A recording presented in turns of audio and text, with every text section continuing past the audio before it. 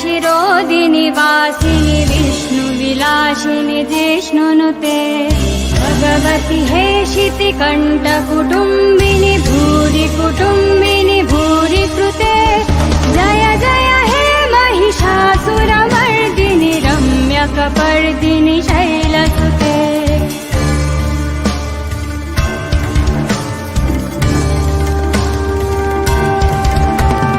सुरवरवर्षिणि दुर्धरदर्शिनि दुर्मुखमर्षिणि हर्षरते त्रिभुवनपोषिणि शङ्करतोषिणि किल्बिषमोषिनि घोषरते धनुजनिरोषिणि दितिश्रुतरोषिणि दुर्मथतोषिनि सिन्धुसुते जय जय हे महिषासुरमर्दिनि रम्यकपर्दिनि शैलसुते जय जय हे महिषासुरमर्दिनि रम्यकपर्दिनि शैलसुते जय जय हे Mahishasuramardini रम्यकपर्दिनि शैलसुते.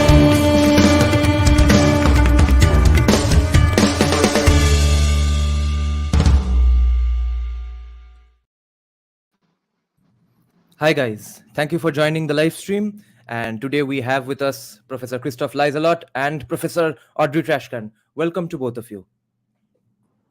Yeah, hi. Where is Audrey Trashcan? She's joining, I guess. Okay. So guys, let us know if the audio is coming fine, etc. Because I have no clue.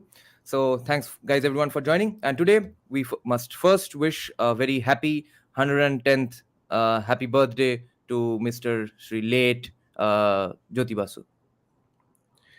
And जिसका नाम लिया सुन के भाग गया. Audrey Trashcan ran away hearing his name. And Hindu Vichardhara show ma'am is asking that cake काटा जाएगा क्या? Okay, एकदम लाल रंग का. Hello ma'am. Okay, her mic is still not working. Just communist microphone. She redistributed her microphone to somebody else. I think so. So yeah. Let's start. Ma'am, let us know when your mic is working, okay? Yeah. So what is the nature of power? She can't hear us. Oh, she can't hear us.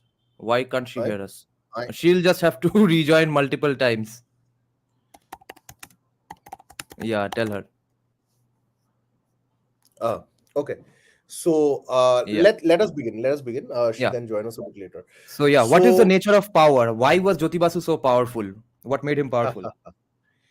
No, so in one way, Jyoti Basu was kind of the social democrat in the left. He was not. I mean, if you think Jyoti Basu's extreme, then you should look at people like Pramod Dasgupta and others in the CPIM who Pramod Dasgupta famously said that he would convert Belur Math into a coffee house.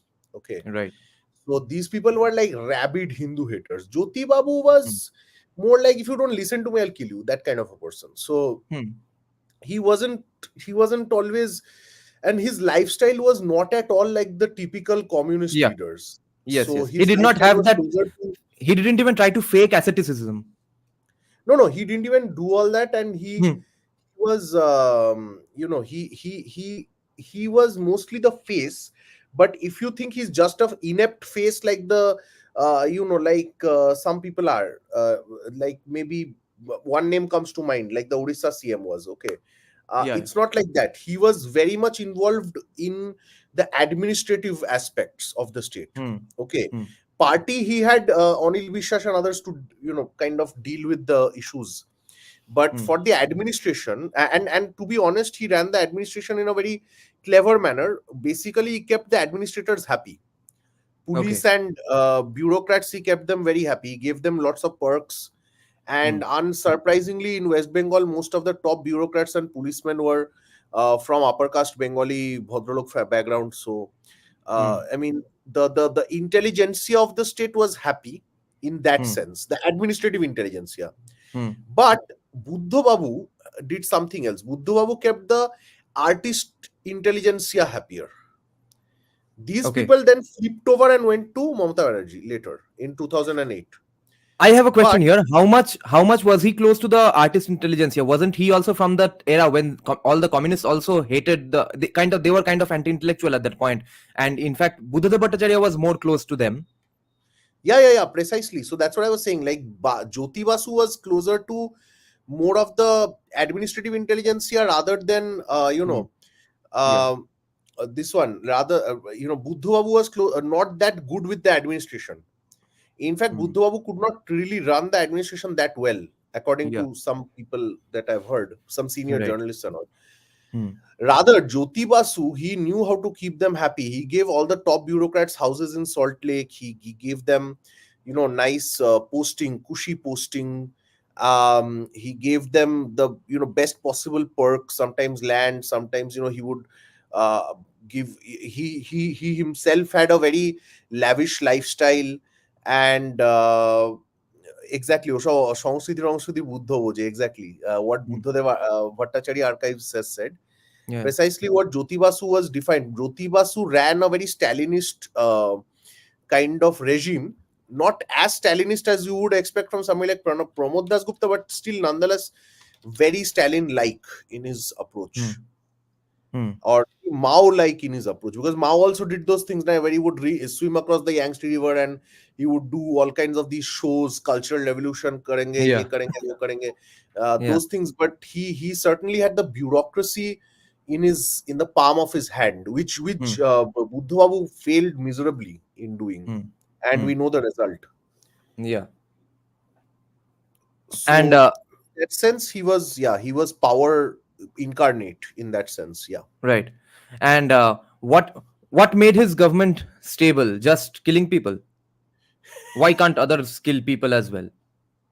No, so there's a liberal privilege. We keep talking about this, right? Like Hmm. if Modi or Yogi or somebody kills Dalits, right? Like Buddha Babu did, Hmm. their party will go out of power in the very next month. Like they will not Hmm. last even 1 month in power. Hmm. Jyoti Basu did Mori Jhapi and no international media, nobody reported, right? Hmm. Hmm. So uh Shetai, that's the thing that Yeah. if if if we look at what he did, okay, Audrey Hmm. Trashkan is back.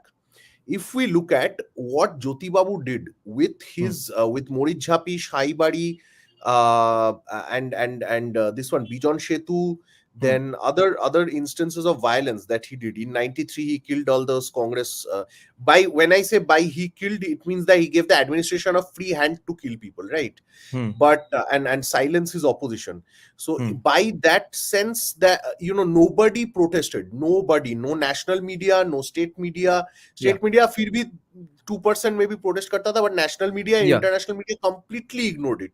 अभी Yeah. farmers, Nanur, etc. Yeah, many other instances of violence that Jyoti Basu killed so many people, so many places that you can't even make a comprehensive list, right? Yeah.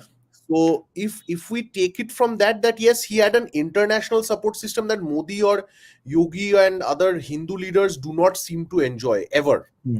Hmm. Okay, number one. Number Hmm. two is that he was able to kind of keep everyone, like I said, the administration, if the administration is happy, the administration can do horrible things like control the entire opposition, control all kinds of dissenting voices, control newspapers, control Right. outlets, media outlets, like completely control any kind of dissent whatsoever.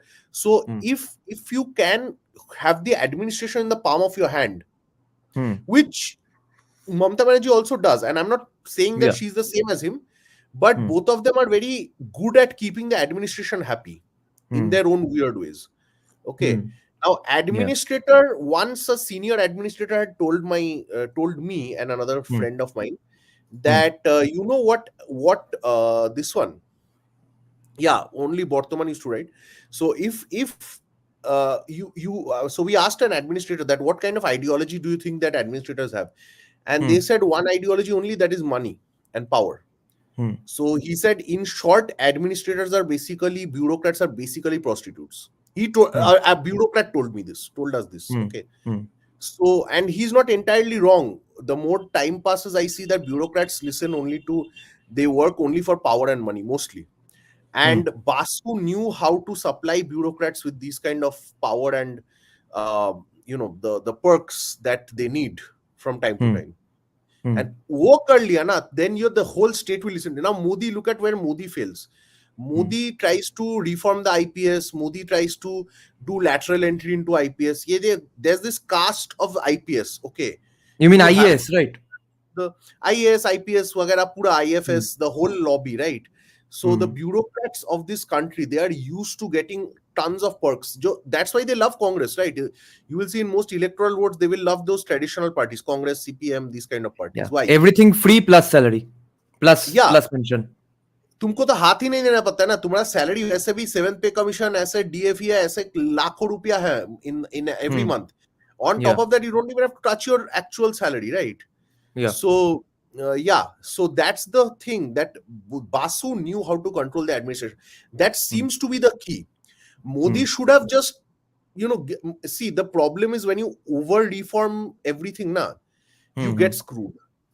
Reforms have to be very gradual in this Hmm. kind of reform. Particularly, like I said, the bureaucracy can do everything for you, everything you want. Okay, horrible things that you never could think of, they will do all this. But what happens is, if you try to reform the bureaucracy itself, they will strike back in weird ways. They will strike back in ways you can't expect. Yes. And maybe that is happening Yeah. right now. Yeah. I agree. So perhaps Uh, Madam can enlighten us on this a bit more. Ma'am, can you hear us now? Is your mic working, or have you still kept it redistributed? We have no clue. Ja. Okay. Yes. Oh No, yeah, no, yeah. Oh, I There can she is. hear you. I logged in on a different device, so now it's working. But the audio is horrible here, and the internet connection. Uh, say a full sentence so we can judge better. Okay, I'll just read out the name here. The nature of power, Jyoti Basu and all the CM's men, mysterious sociologist, political scientist. Can you Yeah, hear yeah, me? yeah. It's a little shaky, but it's audible. Yeah. yeah. Okay. So my question now is, why Jyoti Basu? Why 34 years? Okay, because there were other communists in the country and in the state. Other CPIM was power elsewhere. There were other politicians who, I guess, figured this out, that just keep the bureaucrats happy. What was special about Jyoti Basu? Anyone, any of you can take this question.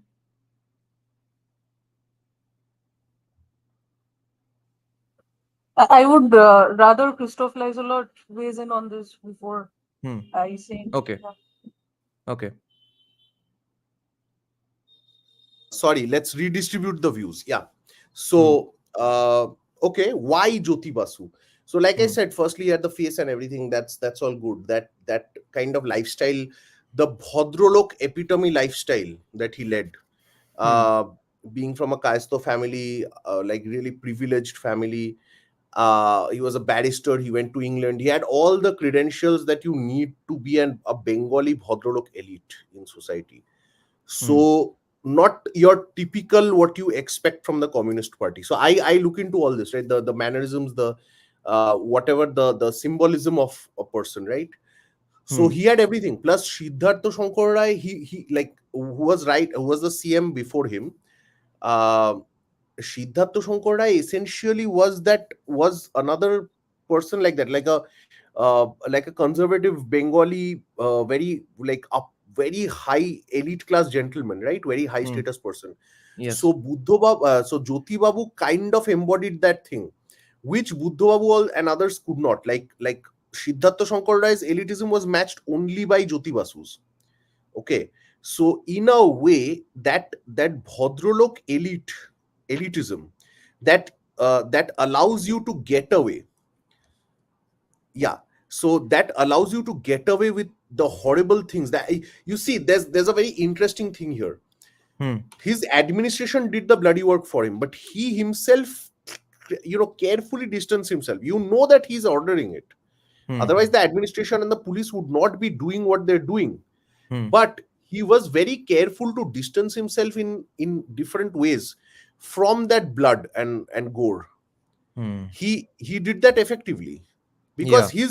his mannerisms were such that apparently he never spoke to people he never liked. Like he had that like, जैसे हम लोग देखते हैं ना, like Indira Gandhi, we hear stories of Indira Gandhi, how she used to not talk to people she never liked, she never used to listen to them, not look at their faces. That thing works, you know, that works weirdly. We in our Twitter age, we might think that's horrible. Like if Modi ji does not do press conferences, he's horrible, right? But these people were the OG, you know, fascists. So they knew how to How to be totally fascist. how to be fascist, how to totally just make a joke out of anyone in front of them, absolutely ridicule them, okay, not talk to them, and this kind, and this was the age of print journalism, right? So a lot of what you had to do was based on person. You can't, like what you're doing and I'm doing right now, these things were not possible back then. So the print journalists, they used to have to be like lapdogs in some way. Okay. And Basu and Indira Gandhi and all these people, they knew how to control them very effectively. And the media itself, like, because they hang around with these big politicians, right? They themselves were their own elite class, but the second or third grade elite class. Like first it was CM, PM, then it was like, if you look at the Bureaucrats. the top bureaucrats, okay, the guys who actually run the things, and then you have these journalist slots like Karan Thapar, Barkha, and all this. For here, it was, see, Borun Sengupta was one dissenting voice, but other than that, Ovik Sarkar, all these people, the big shot journalists and the others, they kept quiet. They had to keep quiet. Otherwise, they will not allow your access. They will burn down your office. There were many instances of violence even at the Anandabazar office. Okay. So Anandabazar, which was a bit pro-Congress and anti-left. But वैसे भी anti-Hindu तो सभी थे, वो अलग है. But even if they were slightly anti-CPIM, they were like put down on their knees. They were forced to bend the knee in front of Basu. Right. So that these things he did very effectively. Right. So now, I anyway. Why couldn't Jyoti Basu come up in any other party or even in CPIM in any other state? Was it because of the serious lack of infighting inside CPIM? They were that united. See, one thing is there that the Bhadralok status group obviously played pretty well because no one else fucked with the status group, the dominant status groups of the state, right? Because they only played. They only played with the dominant caste group, which did not necessarily mean the status group of the state. No, possibly. Exactly. No, so you're asking a kind of question which is, you know, kind of a slightly difficult to answer, but I'll try. So if we look at it, we have to understand the nature of the Communist Party. The Communist Party does not tolerate dissent ever. Okay, any kind of dissent, internal, external. तो internal तो एकदम ही नहीं, external भी उतना they don't like. Okay, and they don't like मतलब they'll outright kill. So they don't care, right? So if we take that into perspective, yes, it was easier for somebody like Basu to rule like that inside a communist government where CPIM was the majority in power. But what makes him even cleverer was, like I said, the bureaucrats wanted him there. The bureaucrats and police completely wanted him there. Okay, Buddha Babu towards the end lost control of the bureaucrats. That is like so essential a point that you'll have to understand why a party survives and why a party gives up. The bureaucrats, you might think that state may so even if like popular voting happens, right, the bureaucratic class, they do not like giving up their power at all. So what Basu did effectively, why BJP power mein rehte bhi outsider hai, is because they can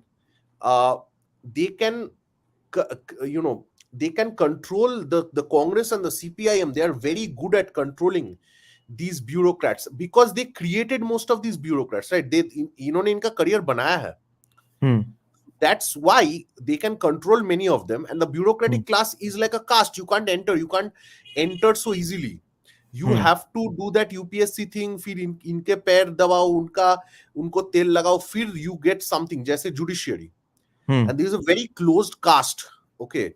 So by default, what happens is the kind of ideology to paisa power hai, but that kind gets incessantly reproduced. And Basu had that. Basu somehow was able to manage it. Plus, internationally, he got a ton of support.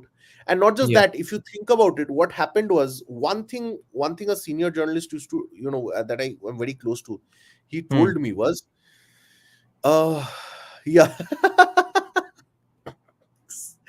Nice comment by Nina.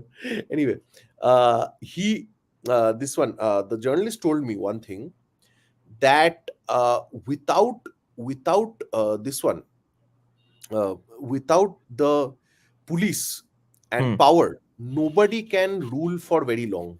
Okay, without their support, you can do whatever, you might have all the love of the people, you can't rule for very long. Until the police revolt, no party actually goes out of power. Hmm. Okay. And yeah, like Basu was great at it. Basu Okay, I was have awesome. two questions Yeah. now. Anyone of you can take this. So I have two questions. One is that you then bring a very very significant point about democracy itself. I have never been opposed to democracy, but if this is the truth that you have to keep IPS and IAS happy forever and after, and they can screw you anytime they want if they are not happy enough, do we need to seriously rethink democracy? And two, uh, what would the WBCS or the West Bengal bureaucrats have why would they have a problem with Jyoti Basu at any point? Why weren't they happy? Were they unhappy because their kids were having to go to USA and stuff? Or they were getting the news that no, the other states are improving too much while your state lags behind. They were telling their parents these things. That's why. I guess Audrey Trashcan can take this one. Hmm. So You know, I actually don't really agree with the point that it's all in the hands of the bureaucrats or police. I mean, surely there are other things in play, which Hmm. and in fact, I think your mysterious sociologist, he ended on a note that international powers had a role to play. Hmm. That Hmm. is one point I feel I agree with, and you may call this a conspiracy theory or whatever, Hmm. Hmm. but we all know that the CPIM did not function in solitude, right? Not as an autonomous party. It was always, it is still governed by ideologies from foreign countries. Hmm. Not just ideologies, but even practices and uh, policies, whatever you name it, it's all influenced by either the Soviet when it was in power or China now. Okay, Hmm. so we can't deny this. And even the Naxalites, who are the extreme version of the left, they did not have any intention of bringing about the anarchic or libertarian kind of things that we imagine them to bring about. Hmm. Their main intention was to bring about Chinese dominance in India. So Hmm. they were literally funded by the the Chinese government at that time to Hmm. destabilize the situation in India. So Hmm. I believe that the last the you know towards the end, what mysterious sociologist said, that international powers may have had a role to play in putting him in his CM post or whatever. Hmm. I kind of Right. agree with that actually. More than the super influence of bureaucrats. Of course, I don't Hmm. deny it that I Hmm. do agree with him that bureaucrats do have some degree of influence. Hmm. I, however, believe that if your question is why Jyoti Basu, why not anyone else? I Yeah. think that is not just the influence of bureaucrats, but also the influence of the actual uh, mother party sitting in the Soviet, which is dictating terms at that time, or whatever China now, whatever whichever way you want to see it. You talk to any communist person, okay, here in West Bengal, you will just be amazed at the way in which their faces light up when they talk about China. Okay. I know a person like that, and I told him many years ago that your favorite country is China, right? And his response was, "Na na, our favorite country Bharatbharsho, but na na, China ko to mante hobe." So you don't even need conspiracy theories. The way in which they talk about China it's crazy. So I Yeah, yeah, believe absolutely. international The influence the we should happiness consider. that a philosophy undergrad feels when you utter the word France in front of him, that's how communists feel about China, especially China, not even Soviet Union, because Soviet Union is after all today the guy who lost. China is the Yes. victorious one, who now even has the second Yes. largest GDP. And What they seem to forget is that China took the overtly capitalist route. That is what they deny. Okay, yeah. because it's true that Chinese Communist Party is running the country, Hmm. but it is running the country mainly on uh, pro-capitalism values. And Okay, with so USA's contribution, with by collaborating with USA, yes, it was USA's yes, idea first and foremost to bring these guys up, because then the rising tide yes, can solve everyone's problems, and we'll just trade and live happily ever after.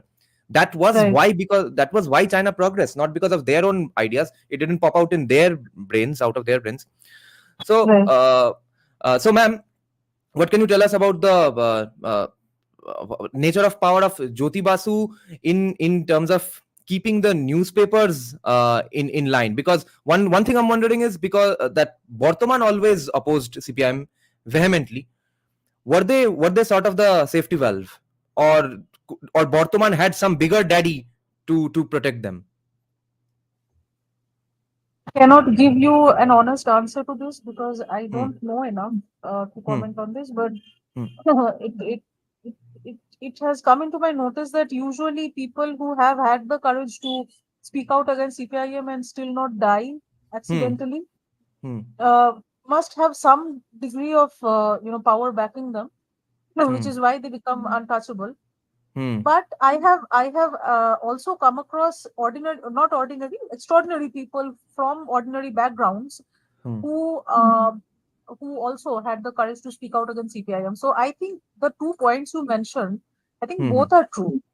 Hmm. Depends on which person you're looking at. Okay, Hmm. so in some cases it could be that people who had the you know courage to write and publish about certain genocides of the CPIM era, maybe they had some powerful backing to support them in their cause. Hmm. It could also be that CPIM simply did not want to, mess their status quo up by attacking smaller enemies. Hmm. So you get it. Like if today I, as a professor in a who is hardly known, who's a nobody basically. If Hmm. I start writing a few things and they kill me, suppose this is Yeah. a communist era and they kill me, I become the martyr. So maybe they just let a few people go just to show this facade of self-critique, because Hmm. that is one thing they love a lot. They Hmm. self-critique themselves a lot. So, Hmm. but yes, because and that is all a facade, by the way. It's not like Hmm. mysterious sociologist said that. Uh, I mean, I agree with the point that he said that they do not tolerate criticism.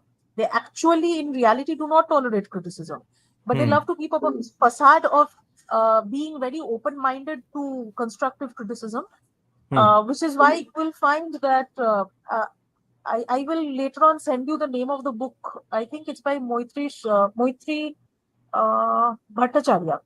Okay. Moitri Bhattacharya. It's a book on democracy in West Bengal under the CPIM era, where Hmm. she has shown letters written by the party members Hmm. exposing the problems within the party. Hmm. Okay. Now Hmm. you would think, why the hell are they doing this? Hmm. Doesn't this look like sabotage? And what the hell is such a powerful party which could hide an entire genocide of 17,000 people? Hmm. How come they are not hiding these small problems, right? Hmm. So that's really suspicious. So I while reading the book, I wondered that how come uh, they are allowing party members to criticize the party openly through party chichis. They used to write chichis, okay, Yeah. and those Letters. chichis used to get Open letters. published. Yeah, open Hmm. letters. They used to get published. So Hmm. I'm like, how come they're publishing this shit and exposing their own selves? So Hmm. two things came to my mind. One is it could be that they were so powerful, so all powerful, totalitarian already that they felt no threat in this facade of self criticism. Right. Right. Secondly, this facade of self-criticism itself is a wonderful, wonderful PR campaign. So you say Yeah. that Yeah. we are so open to constructive criticism that our own party members openly publish open letters criticizing us. Hmm. Okay, so Yeah. I think both are Exactly. true, Hmm. and you know at that time, TMC was not a threat. BJP to chhod Yeah. hi do. Okay, there was no threat from RSS, BJP, nothing in West Bengal. So Yeah. they probably thought that ये कोई पढ़ेगा भी नहीं, ये कोई देखेगा भी नहीं. So uh, Yeah. they probably went ahead with it. So Yeah. had they really been under threat politically, I doubt they Hmm. would have published those things. Yeah. So let's not mistake Congress was those sleeping. treaties for yeah. Hmm. Let's not mistake those treaties for actual self-criticism. That was my Yeah. point. Yeah. Yeah. Of course. So I want to respond to Nina a bit here. Nina is saying, "Is there a deep state in India? Do you mean deep state, the influence of the international deep state in India? That though there is. And if you mean a separate deep state in India who can affect things regardless of what the prime minister wants, then we know now it is, especially from based on the things Mr. Sociologist is saying. Yeah, that is the deep state. In fact, that is kind of the deep state of USA as well. Okay, deep state is not just CIA as some people think. CIA is the entire bureaucratic. I mean, deep state is the entire bureaucratic machine. Now, Mr. Sociologist, would you care to comment on this? What Buddhadev Bhattacharya is saying? I have heard from a senior communist in the CPI, who was my Hmm. relative actually. Isn't it too Uh, obvious? Isn't it yeah, definitely yeah, the case? absolutely, Because that's how even absolutely. Jawaharlal Nehru became a Fabian socialist. हाँ एकदम एकदम ये लोग ये इनका मतलब tuition teacher foreign था एकदम. Hmm. एंड तुमने अभी देखा है if even Rahul Gandhi goes abroad sometimes इनका like the handlers are somewhere in Europe और अमेरिका और some place. Hmm. So this is not handler नहीं ट्यूशन टीचर बोल देते हैं हैंडलर वैंडलर बोलेंगे कुछ बवाल हो जाएगा. So the Hmm. Tuition teachers are abroad. Hmm. So ये जो ट्यूशन ये why do you think Sam Pitroda who says the most like utter rubbish, why do you think he's never kicked out of the Congress? Okay, ever. Hmm. Hmm. Why do you think that Derrida, the great the great linguist philosopher, came to Calcutta Book Fair? Right. Hmm. There are some Yeah. things that look at how why Cuba's this thing the Venezuelan uh, President Hugo Chavez came to Calcutta, right? I I was think, there. yeah. I went with my father as a kid, and we all मेरे chanted अंदर "Viva la now I will Viva stop talking Venezuela." to you. Yeah, I have to boycott you in this live stream anyway from your own channel. तो जो मैं बता रहा हूँ, so think about it that the people whom the international press and media and journalists and academics, the whole control of these people are done by certain universities and certain aspects, certain agencies, right? Hmm. And these agencies are all in the West. And these Yeah. people who ruled us for so many years, they've all been going to the West for many years, Hmm.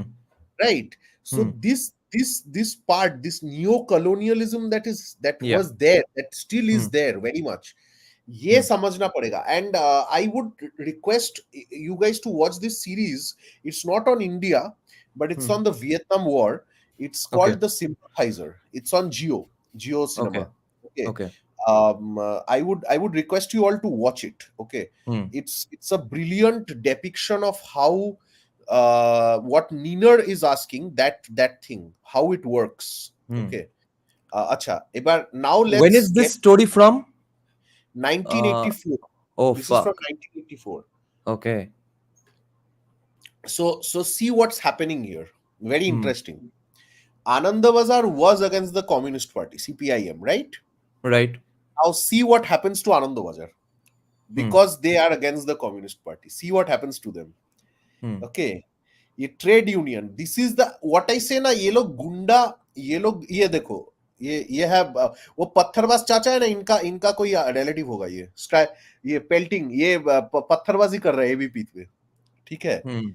ये hawkers and all this people, you see how the left controls things. You can't, ये गुंडा है, but in गुंडों को ना ये लोग बोलेंगे कि स्ट्राइकर्स, ये लोग गुंडा नहीं बोलेंगे, मवाली. Yeah, as if hawkers have some enmity towards a fucking newspaper. They're unhappy with the newspaper. Why is newspaper Precisely. publishing news? Why is it that this scapegoating of newspapers, the scapegoating of businesses is done by certain and only certain ones, by the way, not Tata Group, not many other groups that the CPIM loved, not Goenka Group, not others, right? So why is it that these these kind of protests happen only in the businesses which are strangely always against the Communist Party, Hmm. and not in the businesses that are not with uh, that are not against them. In fact, these never seem to happen in monopoly businesses which are Hmm. always friendly with the communists. Why is Hmm. it? Yeah. Right. Yeah. So Now, one thing I'm wondering is that I had this view when I was still a leftist. So I'm not sure if I'm going to think about this that clearly or not, because I can't take the just the opposite position just because I'm not a leftist anymore. But I still somehow feel it I was correct even back then, which is that when BJP, the new government created all the ruckus or the counters or threw the spotlight on JNU all of a sudden. All of a sudden, after that, people who are not related to the politics of JNU directly or who are not associated with JNU directly, in fact, became sympathetic towards the students' view, and even came to know that there are such views that okay, Kashmir, and once you get into that their algorithm, so to speak, metaphorically in this case, you come to read stuff like how what kind of atrocities there are going on in Kashmir. Then you read respectable authors like Arundhati Roy, and then come to know if the people want it, Kashmir should be given away, etc. And similarly in what 2011 2014, only in this almost in the same year, Mamta Banerjee also did the lathi charge inside JU, because of which the whole Colorado movement happened. So in both the cases, I was wondering that why did these big governments even do this? Because they should know that these are random, inconsequential kids smoking up and having sex all day in their hostels. You beat them up and make a hero out of them. Shouldn't they have realized better? What do you think about this idea? Should both Mamta and BJP avoided the issue and let kids be kids? Can I respond to this? Yeah, yeah, yeah. Yeah.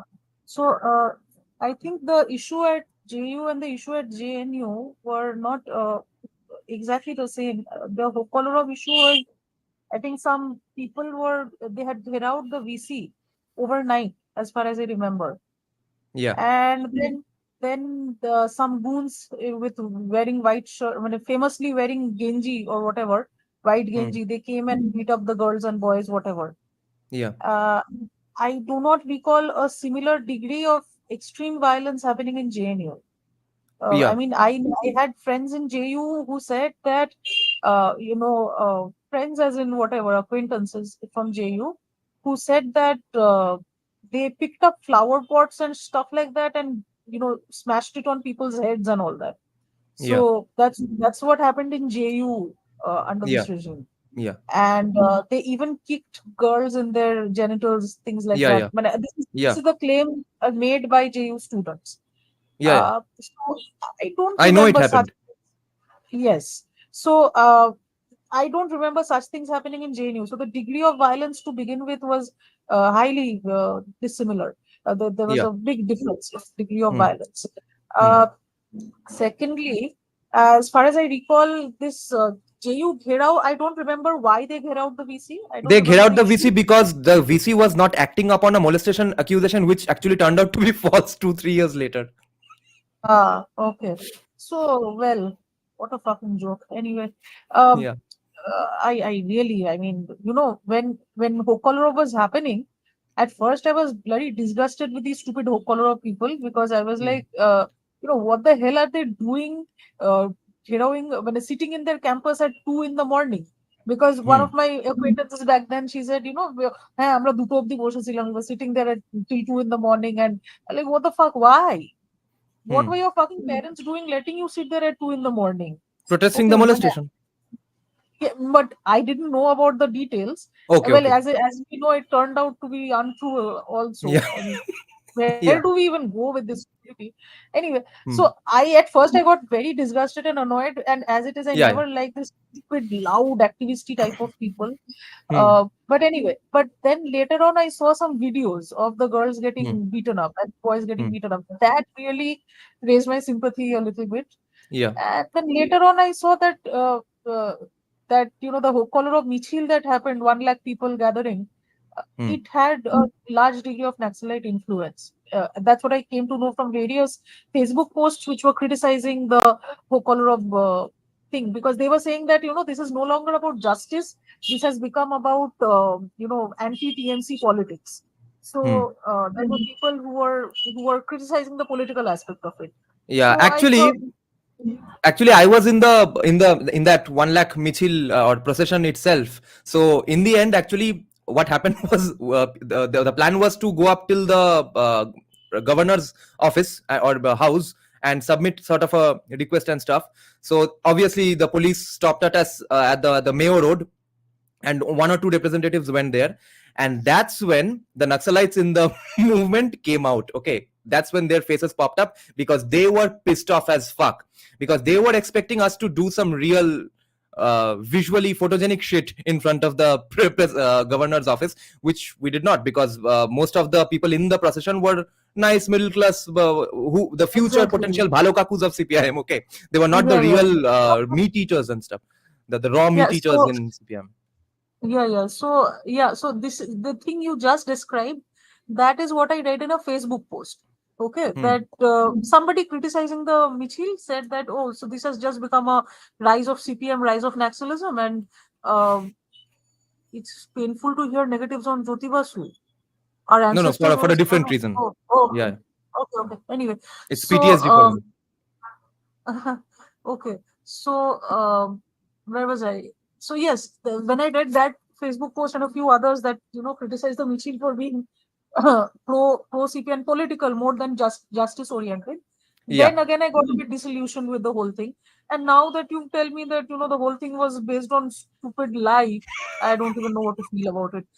yeah, Having said that, well, that's the JU aspect of it. Now let's look at the JNU aspect of it. yeah. Videos came out of people saying Bharat tere tukde honge.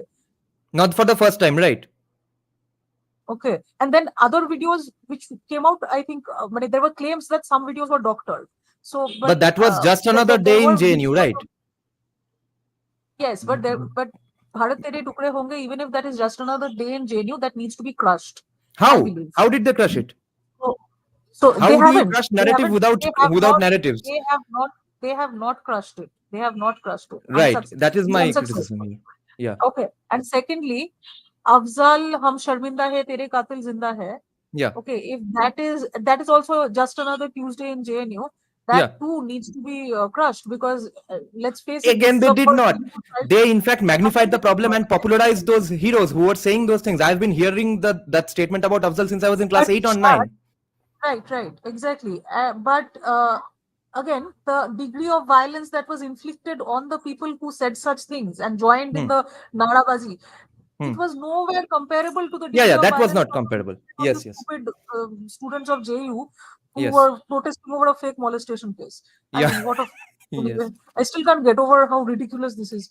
But what happened in JNU, the protests in the stupid, disgusting protests in JNU were far more serious and far worse, and they really require, proper, uh, I don't know, guided effort to crush those narratives rather than just state force arresting them. Arresting them made him a hero. Yeah. Arresting them made them heroes, Yeah. right?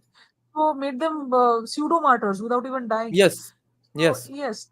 So the strategy was incorrect, I believe, but Yeah. we cannot ignore it. It is Yeah. not In something fact, we should. even incentivized further bad behavior from the JNU students themselves. Like there's one guy in JNU called Baba. Okay, he's a very senior student. Oh, no, he's a professor there. He has done his JNU PhD also from JNU. He was saying this on a podcast with Vad, when Vad kind of went around JNU talking to different non-left kind of people, students who would be open to talking to Vad and bring out the good aspects of JNU. Phenomenal guy, phenomenal. Fluent in English, fluent in Hindi. That was even when I did not know you people, and I was absolutely calling for the defunding of sociology all day long. I still had respect for that guy, and that guy was pointing out that after that incident, even he was one of the witnesses, okay, who actually spoke out against Kanhaiya Kumar, as far as I remember. So he was saying that it has now incentivized going to jail. people deliberately start up ruckus without any intention of solving it, just so that they can say that I have been to the lockup for 1 or 2 days, and then they can become a even bigger student leader in the campus, and they can be picked up by bigger political parties. That is their sole dream at the moment, all across the political spectrum. So instead of solving the problem, that is what the government of India made out of it, and that is one of the That's true. characteristics of state power. Now, see, I have been on both campuses. I have been Hmm. a student of JU for some time, and I have been a Okay. sort of extended student of JNU for for a few months. Hmm. Now the thing is, what I've seen from, and I know quite a few people from JNU now, from both places actually. Hmm. Uh, what I can tell you is, it is very true that some are total fucking psychos who will, take this up and go to Yeah. jail and be the Yes. stupid hero. But there are also some intelligent people Hmm. who go to JNU, use up the resources there, okay, use the Hmm. resources there, build their careers, and manage to get out of it unscathed by stupidities of all kind, and manage to move forward in life and not just stay stuck in the university, and not just stay stuck in the hope of being picked up by some radical political party, which will Hmm. anyway not really give them a stable life, a stable economic income.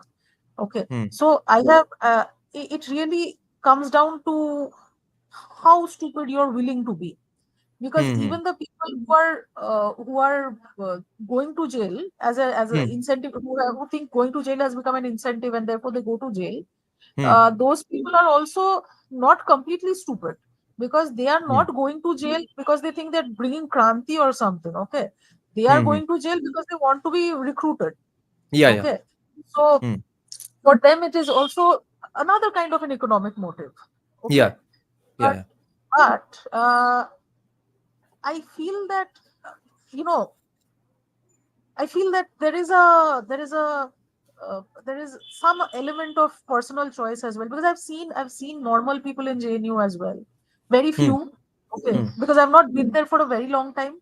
Hmm. So, but I have seen a handful of normal people there as well, who Hmm. are not swayed by these things, and who will go the normal way and build a career and get out of there. Hmm. So while I agree with that person, you mentioned that, Hmm. it's incentivized, because a large majority of the masses there are probably stupid. They will go to jail and jump about it. But there are a few people who know how to escape uh, those Right. spaces of, yeah. Right. Okay. Now my question to Mr. Sociologist is that why do then people keep getting fired from CPIM from time to time? What are they trying to do with it? Don't they realize that that kind of also, I mean, uh, does not allow their party to improve in any way, whatever improvement they want, whatever improvement even CPM supporters want? Or are they just that insecure? Why do they fire people from time to time? That's what Yeah, you asked. and exceptionally valuable, seemingly valuable people like Rito Broto or like Anil Bishwas's daughter now hates them. No. So because there's no democracy where they are in power, right? Hmm. So imagine China, right? China, before Xi took over, there Hmm. were, I think, Jiang Zemin and a few other factions, right? Hmm. So so where there's no democracy, an internal party maybe democracy nahi hai, then what Hmm. you do is you fight for scraps within the party. Hmm. So this is pure lobbybaji. This is nothing. This has little to do with, uh, you know, about improving the party. This is about whichever lobby is stronger. So, Hmm. jaise, for example, when the nuclear deal was messed up by the CPIM, Hmm. yeah, primarily the Kerala lobby did not want the nuclear deal. Hmm. Huh. And they did so because they knew that this would mess up Bengal ka BJP, Bengal ka CPM, which Hmm. was like BJP back then. Okay. Hmm. So anyway, Yeah. so under Buddha Babu, so they knew it would mess it up, and they did it on purpose. Hmm. Many a times you will see Kerala lobby के साथ Bengal में भी 10 lobbies है, वो सब है. That is not a big issue here. I think what Niner pointed out about that Dasgupta fellow, That is a very good, okay, that is very essential. These are the kind of people who ruled in India.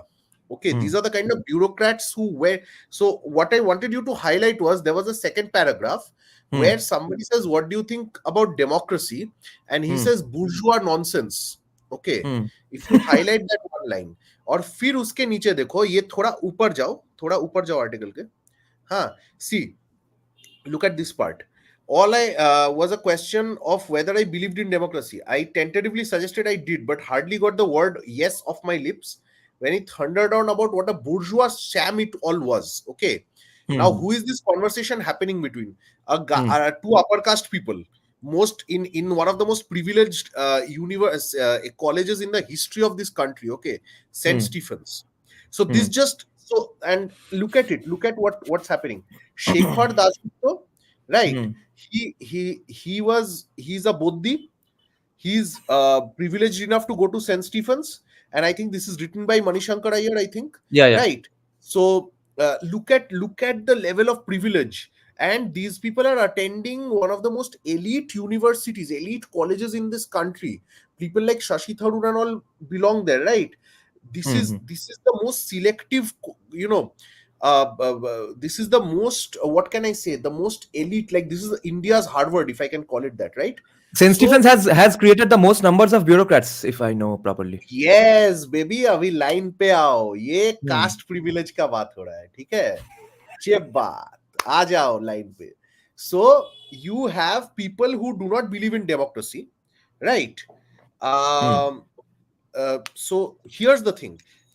तुम्हें democracy पसंद नहीं है, तुम खुद upper caste privilege से हो, तुम सबसे एलिट यूनिवर्सिटी में जाते हो, तुम फिर ये you talk about environmentalism and all that as a bureaucrat, right?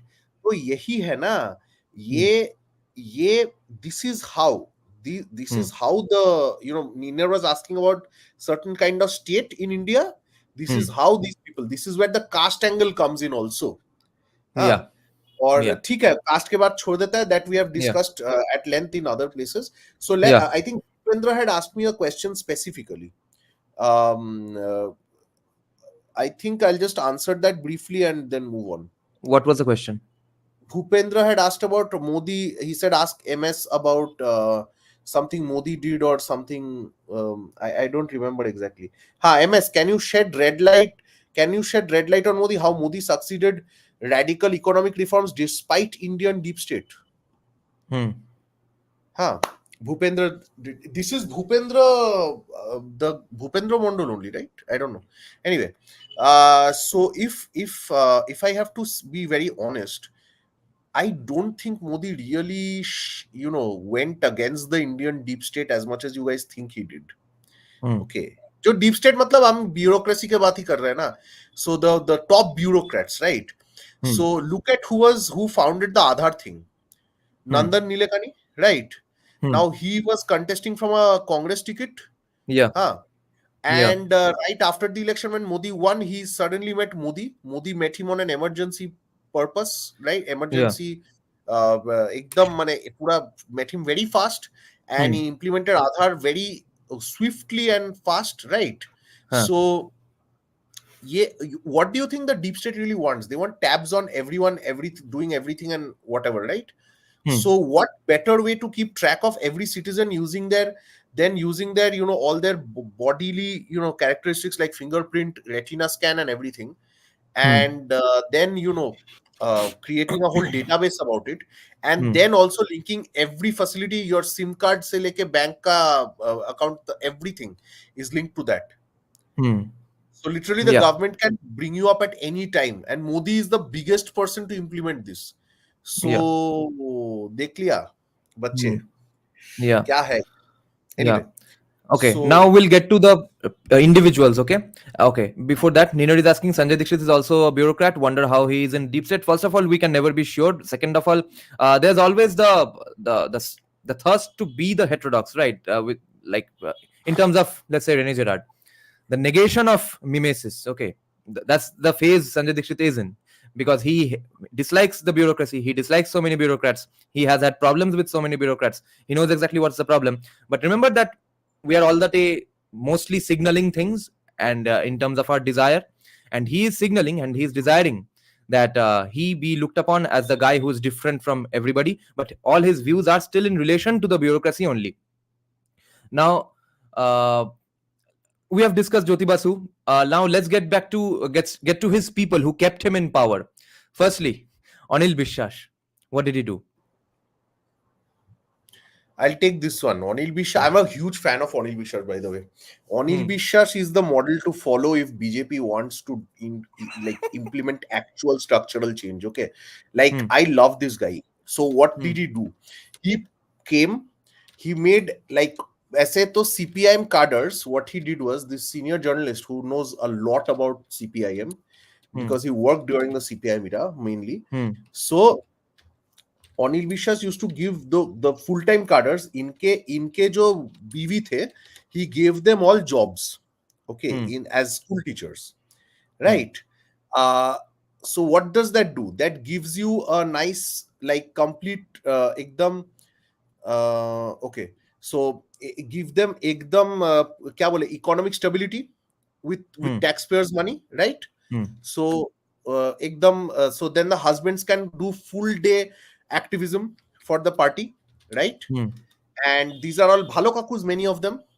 So bhalo kakus are all, they are doing the party work on the side, and बीवी हमारे टैक्स के पैसे से स्कूल में पढ़ा रही है, स्कूल में क्या पढ़ा रहा है, they are teaching women's rights के नाम पे male bashing, they are teaching how Hinduism is horrible, these kind of things. So ये सब सिखा रहे हैं. So twofold things done, right? This is what you have to do when you take control of a state. Okay. Secondly, इसको कहते थे Onilayon. Okay. माने this was such a brilliant strategy that it came, जैसे हम लोग बोलते हैं ना टूथपेस्ट को कोलगेट, वैसे taking over the state became Onilayon. Okay. So school teacher said you captured the lower rungs of the this thing, education department. Okay. Then you go to higher education. पूरा जब CSC, PSC, SSC, everything controlled by CPIM. And that means that the cadres were put, hand-picked by the party to serve as teachers and professors in all higher education institutions. WBCS में तो वैसे ही हो रहा था, so transfers and everything done by the party, whatever the party wants, right? Then all these local committees, and what he also did was Ganotantrik Mahila Samiti. He put in all these Mahila Samitis and all these kind of tiny non-political bodies. So you will think our Mahila Samiti politics ka kya hai? But actually this is how the party controlled it, right? By appearing apolitical, but they are full of political cadres, right? Then that is how Anil Biswas basically controlled the entire state, the machinery of the state, everything, all the information he needed, everything he got from the cadre base. और ये cadre base क्या था? State के पैसों पे पलता हुआ school teachers and college teachers. Okay, they got the money. We funded our own oppressors in a way. Right. Now, one fantastic feature is feature about Anil Biswas is, for those of you who don't know, remember Professor Lizelot and Audrey Trashcan speak as if we are talking to mainly people non-Bengalis, okay, outside West Bengal, okay, who don't know anything about these people, okay, the individuals. So Anil Biswas is known as the guy who basically redified the entire academia in West Bengal, okay. Today people talk about saffronization or Goirikikaron in academia. They did the Roktimikaron of academia back then, okay. In the center, some of it started after Indira Gandhi's collaboration with the communists, but in the state it began in 77 only. So tell us some juicy history and how he did it, and what were the impacts of Onilayon in the academia specifically in terms of the ideology. I think Audrey Trash can tell you about the story of somebody called Dayavati Roy. Okay. Oh yeah. And a few others. I know one story person. I will not take the person's name. But if she can talk about Dayavati Roy, then So Dayavati Roy has done great work on the CPIM era in West Bengal, and she has actually done field work, unlike most other scholars like Atul Kohli, who I doubt he's ever stepped into the field. But Dayavati Roy has actually done proper field work and brought out the voices of the people really well. In her book, you will find several references to how CPIM union leaders of the factories, the factory union leaders, sometimes they would uh, deliberately instigate some kind of unionization and striking, things like that, and then they would actually help the factory owner to sell the factory and leave the state, and then basically that would lead to some degree of profit for the factory owner, maybe a cut for the leader, but nothing for the unemployed people anymore. So she Hmm. has brought out these very disturbing realities of the CPI era. I She has see. also talked about how she's written a very good book on Shingur Andolan also. She has also talked about how in the CPI era, the, there were land reform movements, right, where land was taken from the heavily landed people and uh, distributed to the redistributed to the poorer peasants. But number one, this was not done at a all Bengal scale per se. Okay, it was just done just enough to keep the movement going, to keep the party relevant. Okay, it's the same old story of how, if the issue is resolved, then the party is not needed anymore. Same old story. So therefore, they never really resolved it.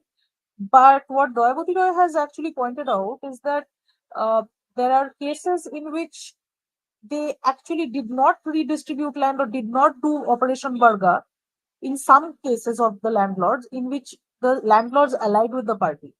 So if the landlord is allying with the party, then suddenly he becomes a proletariat. Okay. So See, no I matter how much land, see. Nice, okay. nice, So what qualifies you as a proletariat is not your economic status, but your political affiliation. nice. Okay. So no matter even if Genius. you're a huge landed person with a lot of money, you're Hmm. proletariat because you have a CIM membership. Okay. Wow, Modi ji, So wow. yeah. So she has brought What out happened to these. Dayabati Roy? Oh yeah. So what I don't know her personally, but what I have heard is that for a long time, a person with so much knowledge, field work, field knowledge, real knowledge of the era, and such a good anthropologist, okay, social anthropologist, she was not getting any stable. A person like that should ideally get a very good, stable government job as an academic in this state, right? But for a long time, she was not getting that, and I think right now she's somewhere, I think in Europe or something, pursuing research. But she did not land a job here. I wonder why. So yeah, Great. so these are some of the examples of people who did amazing work but did not get a stable position here. Yeah. And And this is leadership. these are my favorite stories about communist persecution of academics, because these all these academics are communists themselves. But and if given a chance today, they would again vote for a communist party, just not CPIM. It's like Kaushik Sen, the Bengali actor whose son is also a famous anti-Hindutva fascism protester on the streets by singing with a guitar. So Kaushik Sen used to say that the things I know about Trinamool, I can never vote for Trinamool morally speaking. And CPIM, of course, no question. But there will someday be another leftist revolution, a communist revolution in the country, and I will support them. Not CPIM, not at all possible. So great. You fed your Rottweiler. You trained it to bite people. You just forgot to train it to not bite you. There are more stories like these, right? Yeah, I know of a person, I will not name her. She was a great historian, okay? And I'm saying, like, her books got published in books and papers got published in some top international journals. Hmm. But for some reason, the CPIM did not like her, and they did not give her a job in presidency, Jadavpur, CU, anywhere. Okay. And ultimately, what I now know is that she has gone actually insane. Like, she has lost her mental balance, so to speak, out of depression. Okay. So yeah, this is the kind of manner in which Onilan. So Onilan is just about getting your own people into the system. It is about keeping possible detractors out of the system. And BJP, like I said, should learn from Anil Vishwas. If they are to stay in power, they have to learn from Anil Vishwas. Otherwise, they will never stay in power for very long. Hmm. Uh, so yeah, Yeah. and the other thing is the CPIM did one thing decent. Sometimes they did promote more talented people because जो भी हो एक चीज है CPIM is believes in meritocracy at some level. Okay, BJP strangely is so leftist that it does not believe in meritocracy. BJP and Sangh will promote the dumbest people possible in the biggest posts. Okay, and then you will see that ये बोलेंगे कि हाँ हम लोग तो social justice कर रहे हैं. अरे भाई सीपीएम नेवर बिलीव्ड इन. ये लोग सोशल जस्टिस का बात करते थे अपने पार्टी में खुद ही. They kept all the upper caste in power. Okay, and upper caste ऐसा वैसा अपर कास्ट नहीं. They used to keep all the most educated upper caste, the most clever upper caste in power.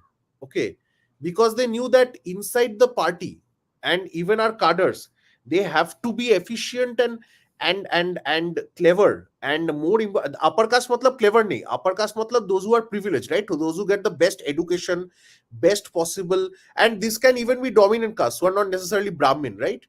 So let's say even in places like Kanhaiya Kumar. Kanhaiya is a Bhumihar, right, which is a dominant caste. So what happens is that these upper caste, the elite upper caste, they are always incentivized by the commies to work for them. BJP does the exact opposite and gets screwed in the intellectual Yeah, Kushal Mehra was saying on some podcast episode when he was specifically discussing casteism, he was saying that BJP keeps some seats reserved for lower castes or Dalits and does not even give candidates there, even if they have some already, unless they find a lower caste candidate. So wokeism, so SJWism is already going on inside BJP, and it's, I guess, not working in their favor. Okay. No, it won't work in the sense that even among Dalits and like tribals, right? There are many good people who will do a great work for this country. It's not like only Brahmins are the most educated and nobody else is. I'm not even saying that. I am saying ये लोग वो दलित को नहीं लेंगे जो actually पढ़ाई कर रहा है. वो लोग ये ऐसे दलित को लेंगे जो इनका like who will say Jai Shri Ram 10 times. Okay, they will probably prefer a Dalit who is not educated, BJP. I guess because that's what's happening, right? But my point is, yaar, take the most efficient people. CPM maybe when they took take an occasional Dalit, okay, occasionally एक दलित को ले लिया कहीं कहीं, और मुस्लिम भी अशराफ लेता है, but I have never seen a lower caste Muslim in the top leadership of CPIM. Okay, so was Rejak Mullah was Ashraf or not? Rejak Mullah was never at the top leadership. Nah, Rejak Mullah could never be a Politburo member. Yeah, Mohammad Salim is Ashraf. Mohammad Salim is as elite as it gets, bro. Yeah. So that's the whole point. Like CPIM did it, and under party ke under no democracy, no reservation, nothing. Okay. Now the whole point is that like it's about a meritocracy. Okay. And BJP में है बहुत ऐसे दलित है, ऐसे there are women, the Dalits, tribals, scheduled castes, OBCs who are very good, I'm not saying it in a patronizing. I know many of them who are very effective in their politics, who can appeal to a lot of voters, who know exactly. See, Anil Biswas was not upper caste, as pointed out by Moina Bhattacharya, right? But he was efficient, so they did promote him and use him, right? So that's the whole point. When CPIM did promote a Dalit or a lower caste, they promoted the most efficient dudes there, right? What was Anil Biswas's Varna? Varna तो क्या है मुझे नहीं मालूम. ये Biswas usually is never one of the three top caste. Like Kaisto, Brahman, Buddhi, Noy. Okay, so probably Jele, whatever. But Biswas is not really upper caste, right?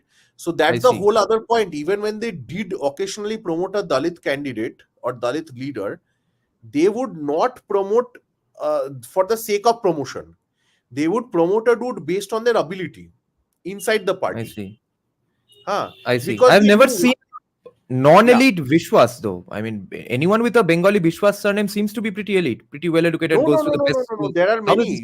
You have to interact more in Bengal. Biswas is a very common surname among Yeah. fishermen. Okay. But they're scheduled So caste. that's, yeah, many of them are, yes, a mixed actually. You can't, you may not, and a lot of them, because many of them converted to Christianity, you might meet a lot of Christian Biswases. Okay. Yeah, they call themselves Vishwasi. They don't even officially convert. They just go on converting other people. So I know about them in my, Jharkhand, not in Bengal. no, Bengal में बहुत है वो you have to get out of your room more. My Oh yeah, point is armchair. Okay. my point is that this is not the point. My main point is, when CPIM does promote uh does promote somebody beyond the Brahmins that usually stay in their like upper echelons, they promote the most efficient people they know to do all the most dirty work, right? और ये रेज्जाक मोल्ला को लेके they did they captured Bhangur and Dokhin Chobbish Pargona for very long, the Muslim vote Yeah, there. we'll get to him separately. Yeah. So anyway, even if even Aju is saying that Vishwas is caste to caste, and Anil Biswas seemed like that, but even if let's say he Again, wasn't, yeah. he still basically checked all the boxes in terms of the Bhadralok caste. Yeah.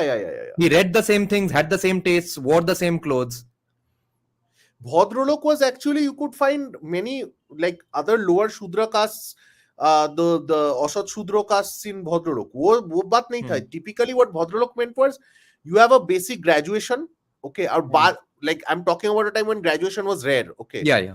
हर घर में graduate नहीं होते थे that time, right? Yeah. So you would be a graduate, you would have you would have a bunch of people who would even go for master's degrees, or they would work as bureaucrats or teachers and all that.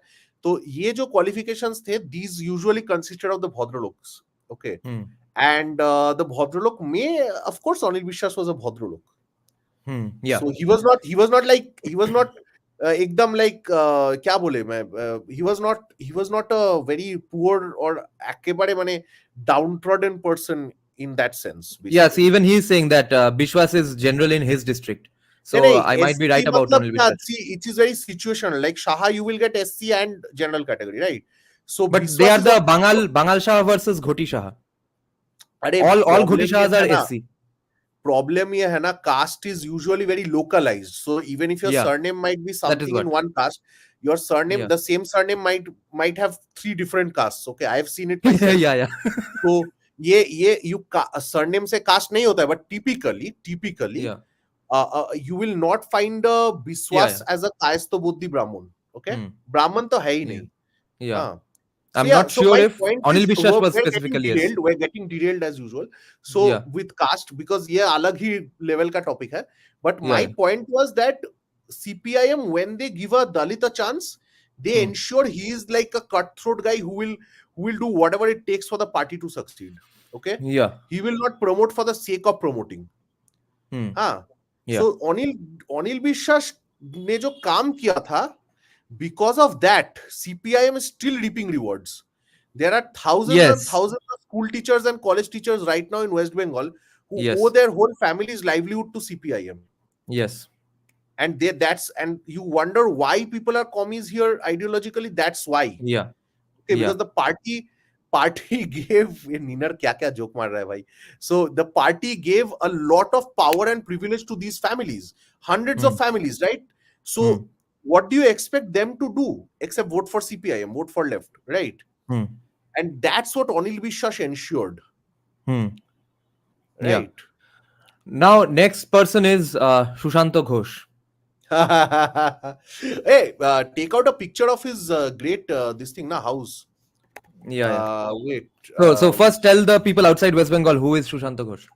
So Shushanto Ghosh was he was a cabinet minister for a while, and he was there in if I'm not mistaken, Gorbeta, Mednipur. Yeah. So he was there from Mednipur. Now you might think Midnapur is from where Shubhendu Adhikari is right now. For those of you who want to know, right? So he was the MLA of that time from 1987 to 2016. Okay. so imagine that this is the guy. Okay, he looks like a nice guy, very nice Bhadralok character. Doesn't You have might beard, has mustache. Very yes, nice yes, Hindu absolutely. look. Look at him. He looks like somebody who has Rasgulla every night. Okay, Yeah, smiles so all the time in yeah, every picture. and so what happened? What happened is yes, I think Meera Tripathi has pointed out the exact, the right thing. So Yeah, why don't you do skeleton, Sushant Ghosh skeleton? yeah.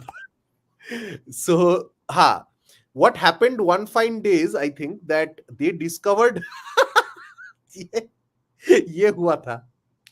हाँ, so they discovered quite a few skeletons Right inside after his Trinamool came to power. right after for so imagine like there are quite a few skeletons in your backyard और तुम सो रहे हो घर में. So Hmm. so then he was arrested. Hmm. Or imagine this. He was arrested and then he was taken out of jail on bail. Okay. Hmm. Then when he was taken out on bail, right? I think in 2020 or 2019, I think he was released from jail. The SFI No, went no, with 2014 or 15. I was in college back then. All my SFI friends some of them were very pissed off about it. मतलब ये I won't call him anything in here, but you can understand why we showed you the pictures we did show you. So what happened was this guy when he came out of jail, तो तुम लोगों ने जिन्होंने सावरकर देखा, you remember when Savarkar came out of jail, nobody was there to greet him. The SFI went with malas and पूरा band party लेके उसको लेके आए थे Alipur central. SFI, DYFI, lots of young kids. They felicitated and rebranded him as the guy being unfairly persecuted by Mamata Banerjee. Can you imagine like this? But then this should not be surprising, right? This should not be surprising because ये क्या है? ये बुद्धदेव को क्या मैं ये archive बना दूंगा मैं तुमको. Anyway, so anyway, let's get back to point. So ये जो this Sushant Ghosh, it's not surprising that despite a lot of proof and lot of allegations against the guy, I'm pretty sure it wasn't clean. Even if the conviction was not completely clean, I'm sure he was not some दूध का धुला हुआ person, right? So given all this, they still celebrated his release from jail like he was coming back from the Russian Revolution, the Bolshevik Revolution. Even the Bolshevik Revolution was basically a criminal act, by the way. So it was a mass murder. Nothing else. So they acted like that. But this should not be surprising for us because look at whose pictures they have on their t-shirts. Che Guevara, who used to bring out LGBTQ people and kill them, right? Who used to mass murder for fun. It was fun. It was a fun activity for him to kill people. So if your idols are mass murderers and rapists and all that, then Sushant Ghosh to kuch bhi nahi hai compared to Che Guevara. एक दिन सुनोगे Jeffrey Dahmer and Jack the Ripper are also CPIM members because they killed a lot of people efficiently. What's hilarious is what did SFI protest against? Okay, their guy Sudipto Ghosh died in 2011 or 12. Some say he was pushed out of the bus by the police when they were on the way back from a gigantic procession. It was SFI's procession, and he died mysteriously when he was under arrest theoretically in the police bus. And the official line of argument from the government side is that he was hanging out from the bus, from the door or the window. He was chanting different slogans and stuff, and he hit his head on the lamppost. Okay, so he died. His parents came out and criticized CPIM for brainwashing their kid into communism. And I had even met the guy right before his death in a CPIM bookstall. He was a very potent, popular, upcoming SFI leader. Okay, then in Presidency University, I guess I see the leftist but not SFI, not CPIM kind of party in Presidency. They organized sort of a memorial for Sudipto Ghosh, and SFI boycotted that because it's after all ICs. After all, we hate IC, IC hates us. Precisely. So you see, they are they are cannibals. They eat their own kind. Okay, Hmm. and they do it with flair. They don't care about internal criticism, jo bhi ho. These are Hmm. shameless people, and tumko bhi shameless banna hai. See, this is the nature of power. Hmm. You ask now, what is the nature of power? Yeah. ये BJP supporters, they are always on the back foot. संघ के supporters, they are always on the back foot. नहीं, we are not casteist, we are not racist, we are not Hindu, please forgive us, Hmm. please. Okay, so Hmm. look at these commies. They kill hundreds of thousands of people. They're like, हाँ वो तो terrorist है, मार दिए, क्या है? हाँ, Huh. this is the nature of power. You must, this is a dress for the job you want, Hmm. right? Eat for the weight you want. So Yeah. it's the same logic here. If Yeah. you're gonna be in power, you have to act like you are in power. Okay, Yeah. that's the main thing. And ye BJP and Sangh will never act like that, because inko PTSD hai. And Yeah. PTSD se first thing somebody does with PTSD is they start apologizing for their identity. Yeah. They Okay, coil up. they coil up and they don't care. So that's the thing. Acha, Moinak Bhattacharya said something important. I think we should highlight अरे it. तुम्ही This, comment section ignore कर. ah.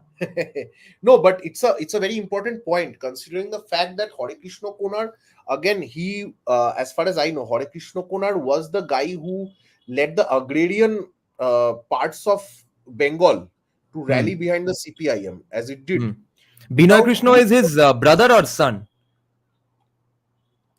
no, Konar. His name is Konar. Hare Krishna Konar. Yeah, Binoy Krishna Kongar is his brother or son? I think he's related to him. I think, but I have heard only about Hare Krishna primarily. Okay, Okay, okay. and Hare Krishna Konar was As far as I Binoy know, he's Krishna the Kumar was brother. also As far as I know. no. Okay, He was somebody else. He was somebody else. I'm getting okay, something wrong. okay. So yeah. I think Audrey would like to take this up, maybe. Yeah, go I on. Brother, just wanted to sister. say Yeah.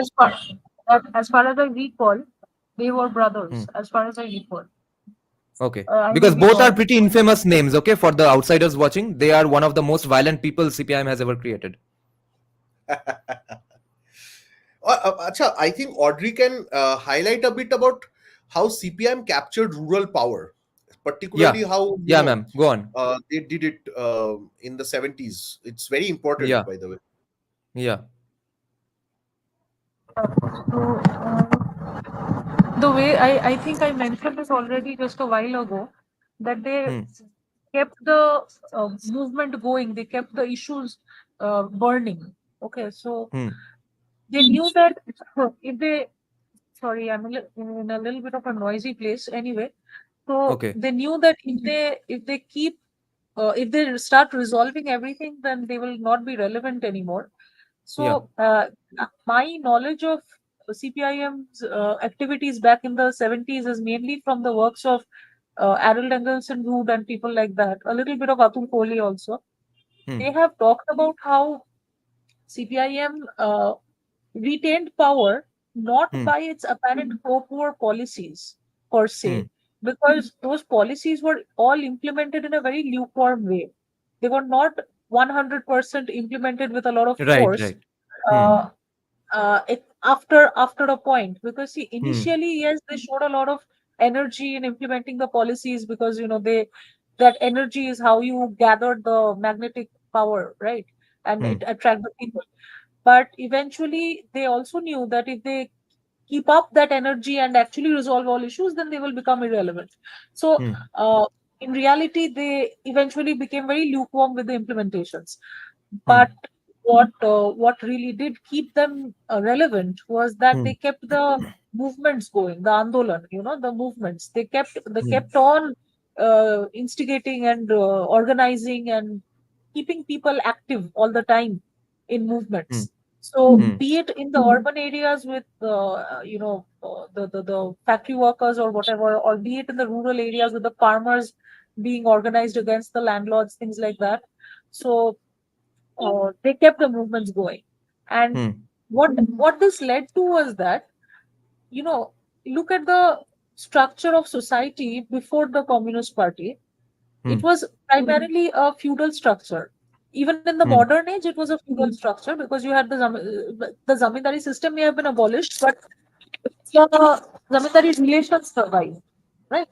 So in the rural areas, you will not be an official designated document that zamindar maybe, but the relations that a landowner has with the landless is similar to the relations of zamindars with their clients.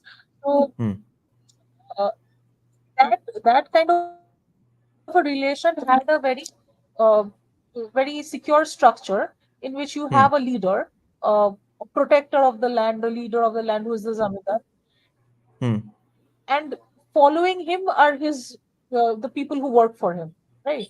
So that is not to say that there was never any conflict or agency on the part of the poorer people. It's not like as if everyone took everything lying down. ऐसा भी नहीं था. So, but more or less there was a stable structure in place. Okay. Now the communists probably think that as long as the stable structure continues, they will not be relevant enough politically. Because if the Jajmani system is already working, if people are already organically serving one another, the poor people serving on the land of the rich people paying them and sort of protecting them, maybe things like that. If the system is already working, then they are not necessary. So the first step that they took was to destroy that functioning system. Now, I am not denying that there is oppression in that functioning system. Of course, there was oppression. But let's face it, despite oppression, if a system survives for centuries, then it probably means that there were safety valves, or there were occasional negotiations, bargaining, something helped the system to survive for centuries, right? So it couldn't have been a absolutely unsustainable system. But what the communists did was they first, remember what they first started with. They first organized these rural people, especially the poorer people, against the landlords, convincing them that the landlords were the real enemy. Okay. And and Naxalites, though, they outright killed also. They killed the landlords, calling them Jodhars. And people, I don't recall, actually, it's been a while. I have to revise. But kill or not, whatever, they definitely pushed the landlords out of their land, and made puppets, made basically important losers out of them. Okay, so the landlords lost their power essentially, and this led to a vacuum in the rural space, a power vacuum in the rural space, and that power vacuum was then filled by the CPIM leaders. Essentially, this was the method in which they captured rural power. And the way they sustained rural power, like I said, was to keep the movements going. Now, none of us were alive in the 70s to actually see this, but this is mainly from historical accounts I'm talking about. Okay. So, Now, Mr. Sociologist, take this question from Pankaj Chakraborty. So he is asking that, then are you saying that BJP just has to be the same mass murdering group of cunts like CPIM to stay in power? Where must BJP draw the line? I will not say anything that will justify anything, but I will say one small thing. If two leaders have succeeded in India politically, no matter what, these two leaders are, and democratically even, I mean, a lot of people did vote for them. If you think they rigged every election, that's not true. These two leaders are Indira Gandhi and Jyoti Basu. And look at, in their regimes, how many people died. And people still kept voting for them. And it's not like they hid every detail. You will actually, sometimes they actually advertise that they killed people. Okay. And then people voted for them. So I am simply saying that in Indian society, in the Indian state, people living here, they seem to have a desire for people like Basu and Indira Gandhi. Jyoti Basu and Indira Gandhi. Yeah, we need kings. Whether that is a good moral thing, immoral thing, that is up to you to decide. We are just stating facts here. We are stating some patterns. Kings who do Brahmin Bhojan. That's the model that Yes, India has not yes. gotten out of. And Everyone they else kept their has own realized. intellectual class happy. Their Yeah. bureaucrats and intellectual class happy. So Yes. ये दोनों ही किया है. Yeah. Our Which is next why guy on the list, yeah. next man is Lokhon Sheth, who Yep. Shubhendu Adhikari really loves. So, uh, so Lokhon Sheth was Holdia's Choto Mukhyamantri. So Holdia is again in Mednipur. Okay. Hmm. And in Holdia, a lot of people were uprooted to create the Holdia Petrochemicals, which was one of the few industries that worked there. Okay, still does, Which I even think, but today's young SFI commies say that you say CPIM didn't do anything for the state, didn't do anything for 33 years. We did the whole day petrochemical. exactly. So my point is that this guy was the छोटा don. ये छोटा don है ना हमारे इसमें, ये छोटा don था. So इसको छोटो मुख्यमंत्री बोलते थे. मतलब ये from Haldia he ran his own like area, and look at whom he's feeding cake in the top. Okay, so He recently got married. yeah, and more importantly, he joined BJP a few years ago. Till Shubhendu joined, then he left because Shubhendu loves Lokhon Sheth. Okay, because Yeah. Lokhon Sheth and Shubhendu are big time rivals, used to be. Yeah. And anyway, Lokhon Sheth is now outside of BJP. He's now joined Congress, as far as I know. Yeah. But very colorful character, basically. Yeah. And Next is go on. No, I mean, these people, one thing in common is they all look like Bhadraloks and nice guys, but Yes. but Which is why I keep saying that don't push any particular kind of look in anybody, because you will create incentives for these fuckers to come into power who will just fool you by dressing a certain way. You want them to signal things to you. They will signal to you. Imagine, has ever Jawaharlal Nehru's clothes and thoughts really matched? When was he ever wearing Western clothes in his political life? He fooled everyone with his clothes. No, Next precisely. is Nirupam Sen. Yeah, another guy. He was associated with one of the things you guys may have heard of. That is the Shaibari Kando. And what happened Shaibari is massacre. Saibari massacre. Maybe Audrey can take up this one. Yeah. If you know about him. Yeah, we do know about it. Most Bengali people know about it. It was one of the most gruesome massacres that happened. It was murders that happened in West Bengal, and it was in the town of Bardhaman. And there was a Shai family. The Shais were a Congress party supporters. Not just supporters; they were also local leaders. They were powerful people in the Congress party, and I think they were obviously a threat to the CPIM, and the CPIM leader Nirupam Sen was linked with the murder of a son of the Shaibari, and it was not just a murder. They allegedly they mixed the blood of the son with rice and forced the mother to eat it. The mother Long Oh, was before forced Pattharbazes did it in Kashmir. yeah. The mother was forced to watch the son die and also eat blood laced with his rice. Sorry, yeah, rice laced with his blood. Yeah. So, yeah, so that was the Shaibari massacre. Yeah, and he was also the industry minister when the Shingur factory was coming up, and he was the one who was bringing Ratan Tata to West Bengal, and so I guess he thought, we'll just do it. We don't need to convince anyone. We don't need to persuade anyone. We'll just do it. Who's going to stop us now after all these years? Especially in 2006 with 235 MLAs. So, and then everything backfired. And by the way, guys, Lokhon Sheth was defeated by Shubhendu Adhikari when Lokhon Sheth was the king. Okay, where's Mr. Sociologist? Next. I'm here. Yeah. Do you have anything to add on Nirupam Sen? No, I think she described it Yeah. quite well, I must add. Next guy on our list is the current head of CPIM, as far as the state president of CPIM, I guess, if that's what they call it. They might call it something else. Biman Bose, a guy who set fire to the presidency university. No, Literally. so yeah, actually this guy, I mean, क्या बोलूं मैं इसके बारे में?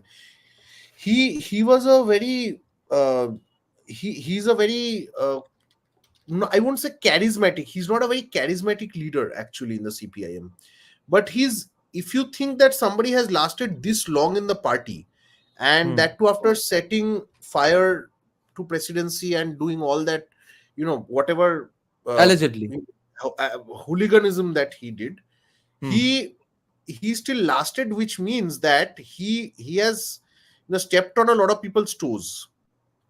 There are allegedly a lot of other things that I don't want to mention about his personal life. But Hmm. again, he's one of those guys who came out clean because he didn't get his hands dirty enough, but openly at least. But Hmm. he's not, if you think that he's very clean and he's a nice guy, well, I don't want to comment on his niceness and all. But Hmm. more importantly, his primary aspect of his rule is that he has stepped on many people's toes. Like he has, after Anil Biswas, the vacuum that was created, he kind of tried to fill it unsuccessfully, and now Yeah. he has been kicking out people, left and right, and he has a very beautiful understanding with Mamata Banerjee, Hmm. which I Moinak see. Babu has pointed out. Yeah. Okay. Uh, BJP's intellectuals and actors. Okay, only Shapon Das Gupta is here. Who is the guy on the right? नहीं ठीक ही है ना. Who is the guy on the right? The guy on the right, I don't recall this guy. This is BJP's I intellectual whom nobody knows. Okay. no, no, anyway, let's move on. Let's move on. Yeah. Pramod Dasgupta. So, Pramod Das Gupta. करने का है प्रमोद दासगुप्ता, आ गया Swapan Dasgupta. Anyway, couldn't be more different than each other. One is Yeah. a Burkean conservative, the other guy is a hardcore commie. Okay, Yeah. so So who is Pramod Das Gupta? Pramod Dasgupta was an ideologue, and more importantly, he was the more hardliner of the CPIM. Okay, Okay. and he died in 82, which actually may have made Jyoti Babu a bit happy. So he was, his main thing was he was very he was an excellent guy who was managing the party.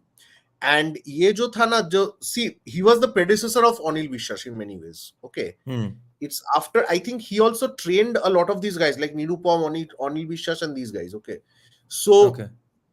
he created that aura in many ways, where he used to kind of have a very ascetic look. But remember one thing, this guy was never very outside of power. He had an ascetic look and everything, and he did Hmm. not have a lot of personal indulgences like Jyoti Babu. Hmm. But remember that Onilayon began, like before Onilayon became a thing, this Hmm. guy kept put a lot of people in the education departments and all that. I So see. that was his brainchild, and he trained Anil Biswas and a lot of these guys, as far as I know. I Okay, see. and of course they were trained by other people, or foreign se to trained hai, wo sab alag hai. But Yeah. apart from that, these guys were trained by this guy a lot, by Anil Biswas, by Pramod Pramod Das Dasgupta. Gupta. Correct. Right. Okay. Next we have in our list is Subhash Chakraborty, a guy who had great relationships with Siddhartha Shankar Rai. And I remember after Subhash Chakraborty died, Siddhartha Shankar Rai, who was also very, very old at that point, he kept saying that Yeah. he really loved cricket. He really loved cricket. We used to discuss cricket a lot. Cricket ta bhalobasto. So where did the screencast go? Wait. Yeah. So go on about Subhash Chakraborty now. What was he Now, known for?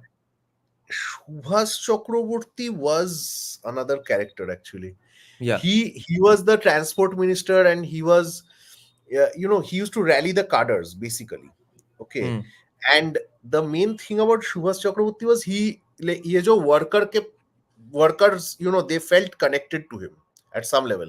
A मैदान भरानो, जो मैदान एकदम जो parade ground है, वहाँ पे getting lakhs of people to come. One of the main architects of that was Subhash Chakraborty. And remember, these guys, his students were like mainly, abhi sab TMC mein hai, but he trained people in how to capture land and power, and then take up projects in them, building projects and stuff like that. So he was like, there was once a joke that there was a pit of mud. Okay, Now whoever lied the most, or you know uh, killed a lot of people or whatever, did a lot of pap, they would sink in the mud. Okay, so Stalin went, and Stalin totally collapsed in the mud. Hitler went, Hitler completely got submerged in the mud. Then Jyoti Basu walked, and he walked completely clean, okay, across the mud. So people were surprised. They were saying Jyoti Basu walked completely unscathed. So then they were like, no, actually Shubhas was there hiding under the mud so that he could step, Jyoti Basu can step on his head and move on. I Okay. see. So a lot of the dirty work in the urban areas was done by Subhash Chakraborty. But something very interesting, Subhash Chakraborty used to go for pujas and all. He was a very unapologetic Hindu as well. Yeah, this was Then, his quote that first I'm a Hindu, then I'm a Brahmin, then I'm a communist. yes. And you can, but commies could never kick him out. That is the fun thing. Why? So, Ground ये connections. तो हाँ, मतलब अगर worker और votes नहीं है तो what will you do with it, right? Yeah. How will you stay in power without people, actually the masses supporting you? Yeah, anyone who wants That- to stay in power knows that you can't run a party or stay in power with just ideologues or who lives the true life, who's a true believer. You can't do with just true believers. Yeah, exactly. Yeah. And you know the worst part, this he used to sometimes, like, he used to go to Kalighat, do puja in public. Okay, then the party show caused him every now and then used to say, apologize that I shouldn't have done this, but then he went again to to do Yeah. puja. Yeah. He didn't give a damn about the party. Okay, and because he knew without him the party won't even get 50 people to Maidan.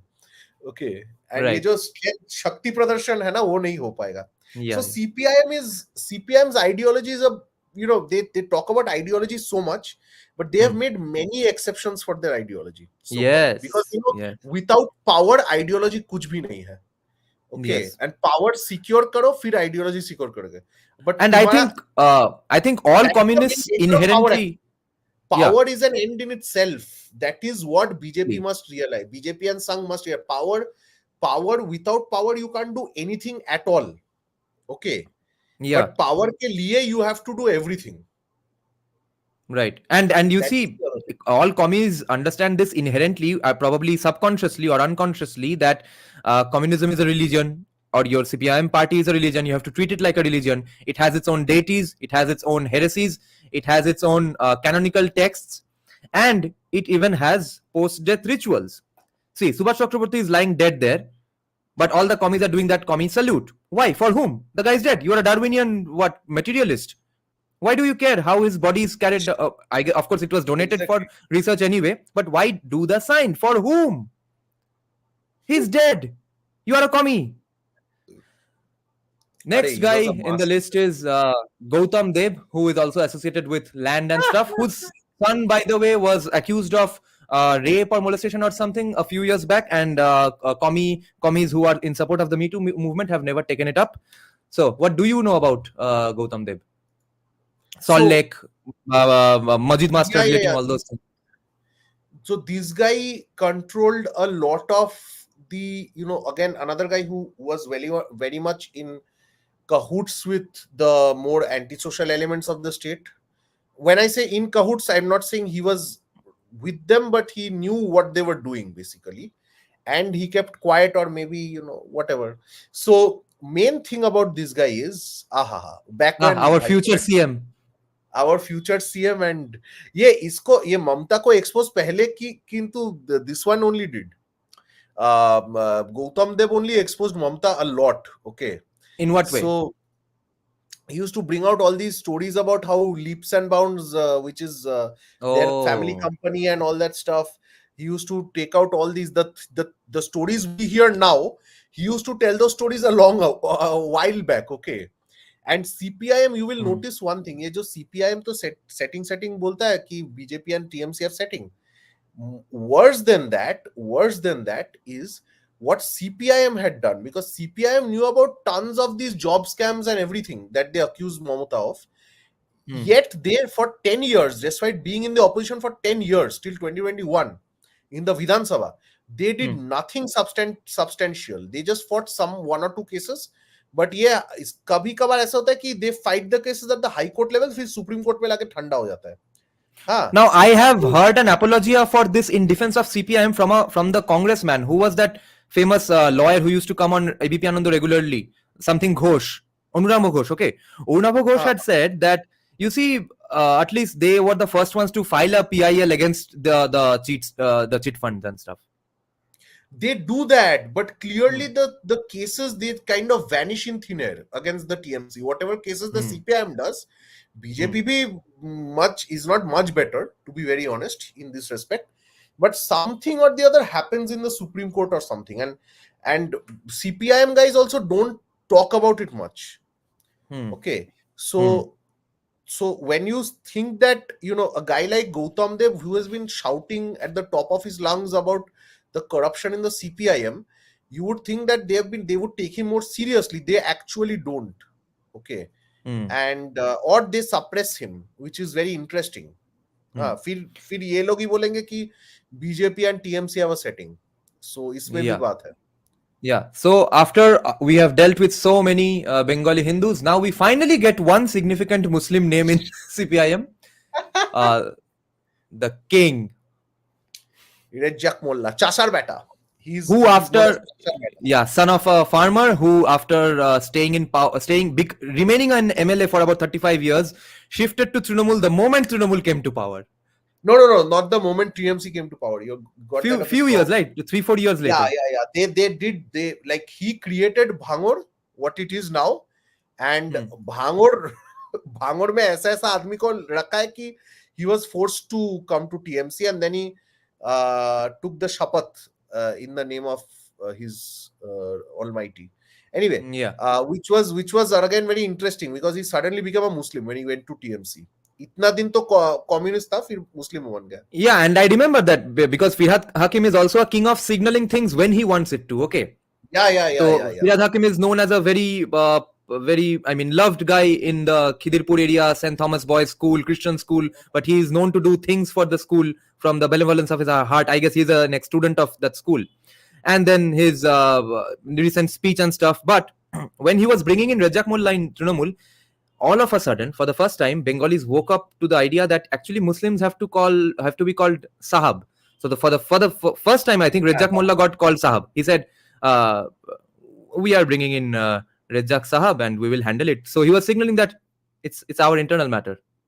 Don't worry about it. Where he is going, where he was, where he will be, how safe he will be, and stuff. But anyway, a lot of commies have this idea that why isn't CPIM winning in Jadavpur? So they obviously don't know that Bhangor also comes under the Jadavpur Lok Sabha constituency, which is now the absolute bastion of Trinamool, and which used to be a bastion of this guy. Acha, Audrey might be able to highlight a bit more about Bhangor, where this guy was the father of Bhangor, actually. Yeah. Okay. Yeah. Go on, madam. My knowledge of Bhangor is not based on any field work. That's my limitation. Through that, this is YouTube. Yeah. Well, it's mostly from reports of the place, and from the reports that I went through. What I found was that there's extreme violence, of course, but oddly enough, this is violence inflicted by the ruling dispensation on its own supporters, who are also Muslim, by the way. So it's like Trinamool Muslim attacking Trinamool Muslim.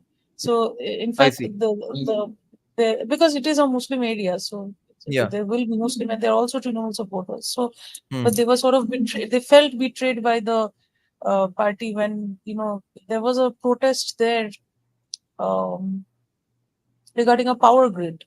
The government wanted to set up a power grid, and these Maoist people, they went and started protesting there and organizing the local people to protest also. They spread the rumor that if the power grid is built, then it will make people infertile and it will make crops infertile. So infertility is a big no-no. So they started protesting, but after the protests, they were, the protests were crushed with a lot of violence. And people for days at an end, they had to run away from their house and hide in the fields and things like that. So there is extreme violence there, and it's inflicted by the same, people with the same political and religious affiliations on their own people. Yeah. So Okay. that's more or Now less. that yeah, now that we are Also, done with Reja's role here is basically yeah, all the big gundas in Bangor yeah. they were trained by Rejak, essentially.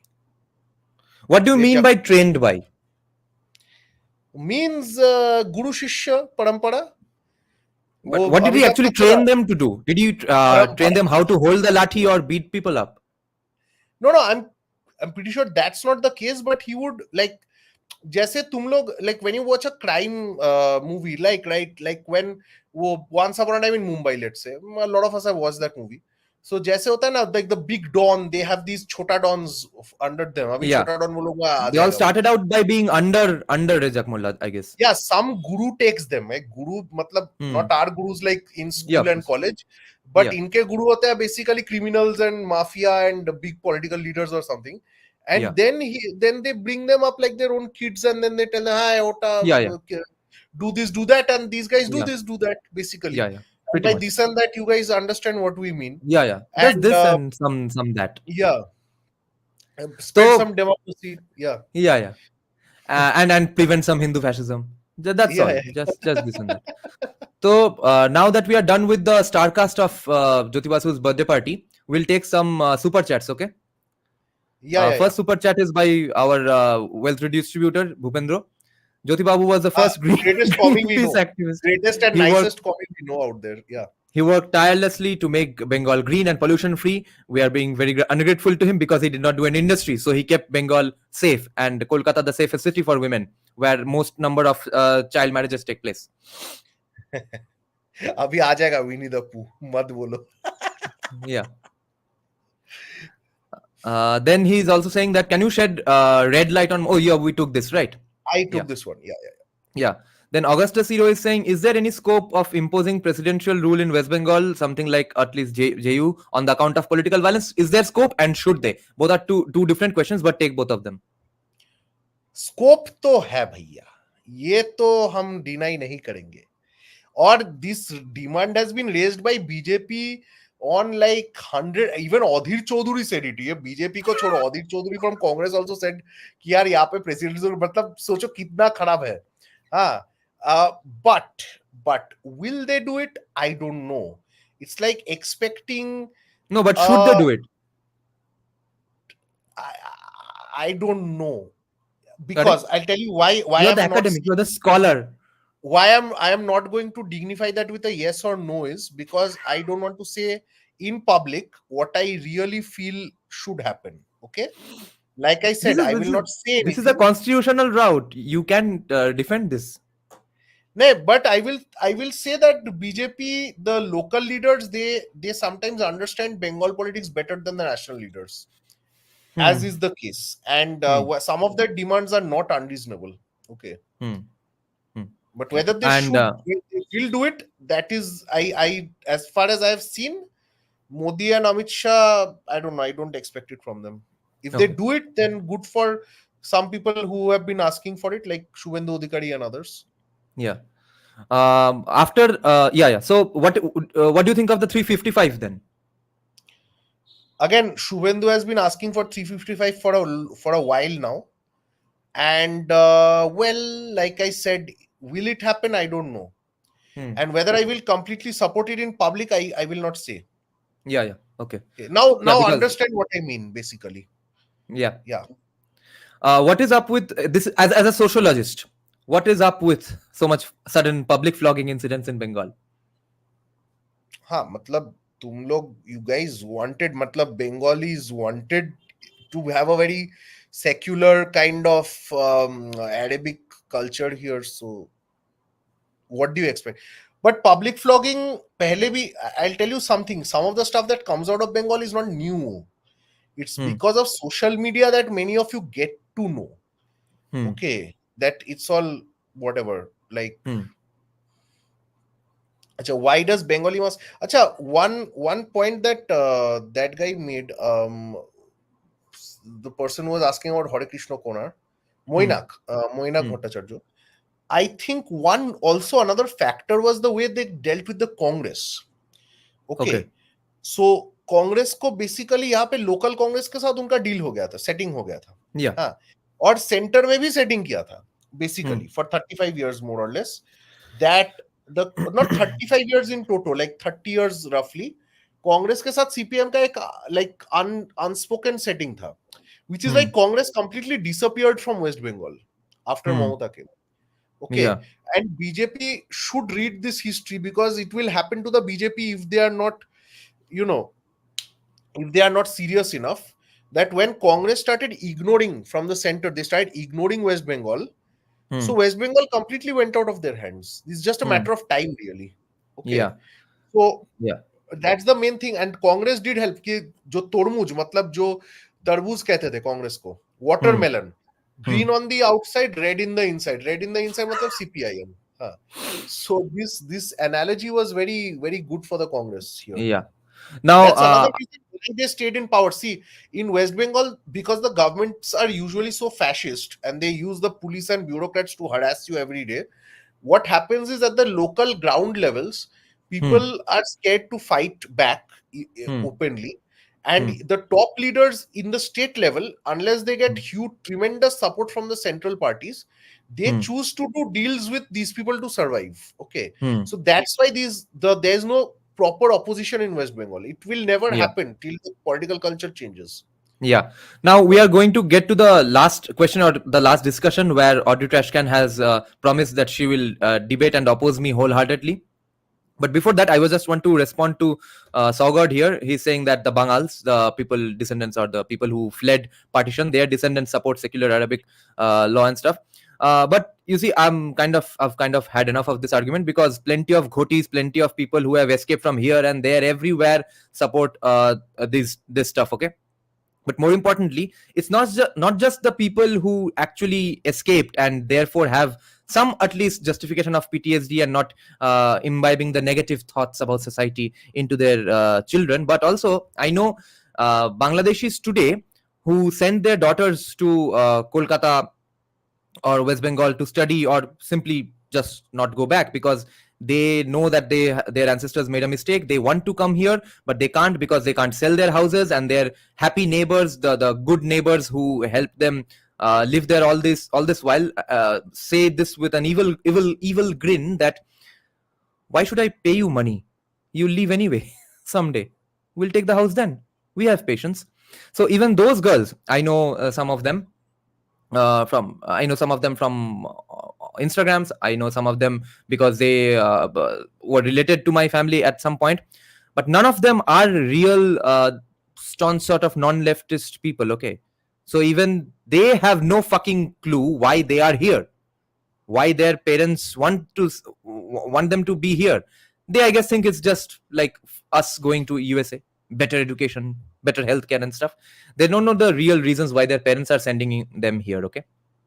And more importantly, so if this is the nature of power, is this inevitably always going to be the nature of power when there is a strong and big all-encompassing state with capital S, and therefore isn't the right opposition to this, or the right alternative to this, always libertarianism, where the state is states wings are chopped off to a large extent and they just maintain life, liberty and property, and with strong legal constraints? What do you think, ma'am? What defense do you have for a state which, if it is effective, it's a mass murdering state? If it isn't, it lets other people mass murder other people. So are you guys still here? I'm here. Yeah, okay. What do you think? Audrey Trashcan might have gone offline for a while. So what do you think, Professor Lizelot? Do you think libertarianism is the answer, therefore? I am somewhat skeptical about libertarianism and communism as they are. Like, so if we talk about extreme state control, then yes, we are seeing it in West Bengal, and we don't like what's happening. At least I don't like what's happening in West Bengal for almost 50 years now. So yes, state control is horrible. But having said that, without a moderately powerful state, we risk a complete like the libertarian dream is just a dream at some level, right? The So complete withering away of state, the yeah, anarcho-capitalism. I guess that's No, what I no, mean. no. I want there to be a state to protect life, liberty, and property. ये जितना the problem with this keeping of organs of life and liberty and whatever the property का जो protection है, this itself the state never takes, like the state never is does it at the right proportion. Okay, they will They either do go, everything other than this. yes. So having said that, this is where it's always going to be an unattainable dream at some level.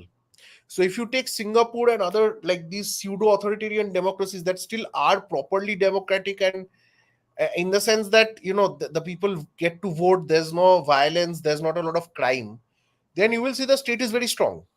Hmm. Okay, but when you take a state like US where there's tremendous federalism, or even in India where the federal structure is very strong, right, which is Hmm. something libertarians actually don't mind.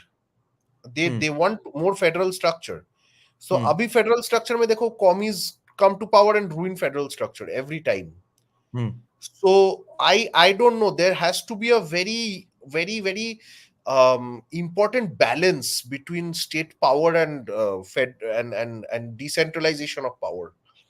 Yeah, libertarianism or small state and stuff is remains a pipe dream or won't remain a pipe dream if more people, like today the case is increasing already, that people lose respect for IAS. People used to say these in close quarters, now people say these things openly, and thanks to Sanjeev Sanyal now we can even mock people who study for IAS. Just the glorification of the guy who tops the IAS or UPSC, if that goes on decreasing and we keep mocking them more, the that happens. Respect for IAS needs to go down in the country, because at the end of the day they will go on arguing that yes, corruption, yes, okay, yes, so much power, yes, pension, but still they do so much for society. Hard Hmm. work and so tough examinations. That can't be the only justification for keeping a entire country hostage to their powers. No, that's true. And like I said, there are देखो federal structure करते करते भी waste Bengal हो सकता है, California भी हो सकता है, Yeah, right? yeah. And at the same time, like you can't have a USSR model, right? No, no. That's See, also another. federal structure can't be an argument against libertarianism, because you are not doing all the prerequisites, then blaming this on libertarianism. It's like हाँ, capitalism. वो भी है मतलब federal structure is not being done properly, like there must Yeah. Be some basic bare minimum rules, right? So ये Yes. कभी, like I said, the problem is that you give the state some power, they end up grabbing more and more power. It's Yeah. just if people are addicted to power. Yeah. But ये क्या करे मतलब ये कभी खत्म नहीं होने वाला है. Max Weber actually predicted it would get worse with coming time. The bureaucratic class will become more and more powerful, and like every other freedom will succumb to the bureaucrats. Okay. Oh, yeah, ma'am. Go on. So, no, I was just saying that, like you also said, a complete withering away of the state is impossible. What I always fear whenever a very alpha libertarian argument comes about, what I always fear is that it might spiral into nationalism or something like that. So it might snowball into something like the Naxalite movement, because the Naxalites began on the premise that they want to attack the Indian state. So I know that libertarianism is not Naxalism. They are like on two opposite ends of the spectrum, maybe. But my argument for the state is that the state in some countries has also been a promoter of good business and encouraging businesses, pushing businesses into export. Okay, so South Korea is a good example of that. We could have a bigger discussion on this later someday. So the state, if it functions in a way which is not impeding but rather promoting, then it could actually serve the society much better. And we So I can't make believe sure when that happens, right? it has already happened in countries like South Korea. It has already happened. So Yeah, there just are already existing. No, I mean, Singapore can be seen as another example where trade has reached such a point that they don't have an organic economy of their own. It's all but based on trade that is pushed by yeah, the but they are state. not a And democracy, so we are debating libertarianism versus democratic state power. If it's not even a democracy, then yes, we don't have any say anyway. but they are a democracy, right? Um, Singapore is not a democracy, then don't they have the right and the duty to vote? In fact, only in name, as far as only I in know. theory. Okay. So, well, basically, there is the option of the state being a promoter of business. That was my point. Hmm. Um, And what do you think is going to happen in, or what do you think is going on in India? Should we then just go on waiting for Yogi Adityanath in every state, who will use the power for the benevolence, for the good of the people, or in whatever way he thinks is good of for the people? And when those it's powers not and laws just are made, after he goes away from power, what happens then when the evil person again comes to power? I, see one small point. The state's role, I believe, is not only in promoting businesses and all that economic Right. transformation, but Yeah. also in maintaining economic quality. Of course, for that we need a transparent state which is not corrupt. So, Hmm.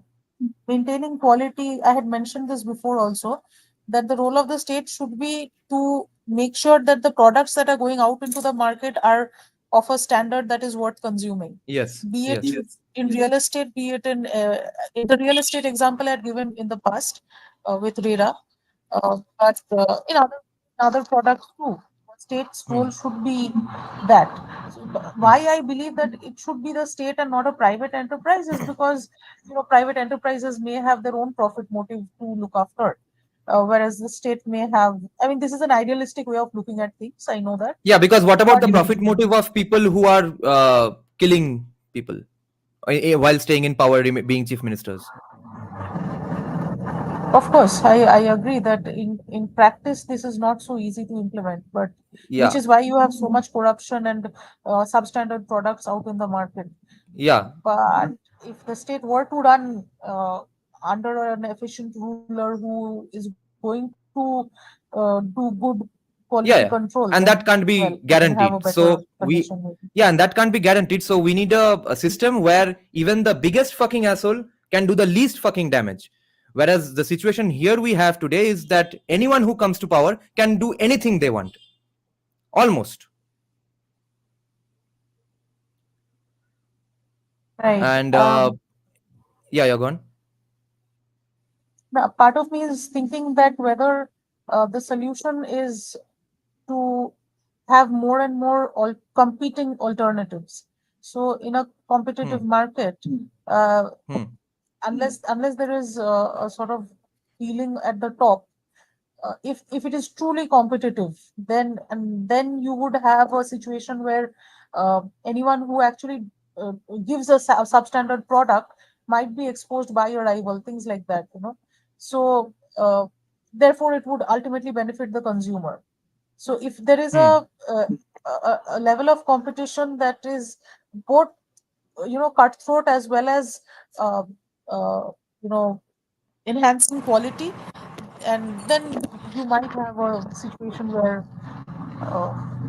where quality control becomes a reality, But and between you don't have. between whom will this competition go on? Depends on whichever sector you're looking at, really.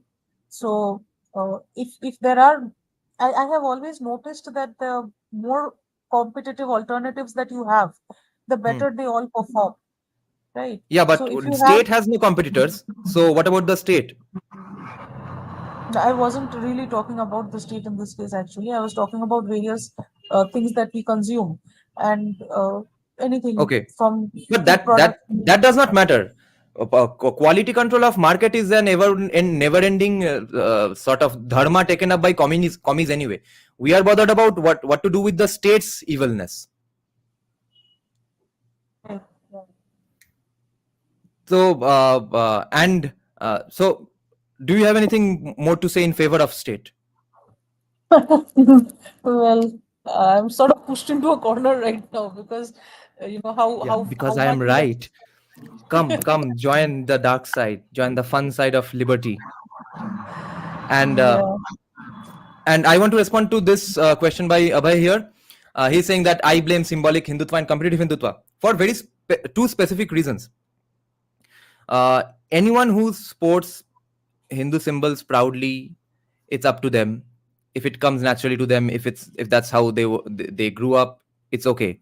But if some significant voice pushes symbolic Hindutva, then we are screwed, because first of all, we don't understand that all these completely Western minded politicians have put in Western policies forever and ever, because they got away with playing the Hindu role, okay, having a mustache or wearing khadi and stuff. Even the CPIM leaders, as you can see, that is exactly what J. Sai Deepak is incentivizing, okay.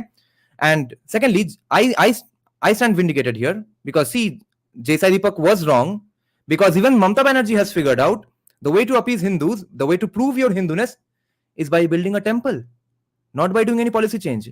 So you and I and all of us must ask ourselves, what have we done to signal this, that building a temple is the way to make us happy, not policy changes.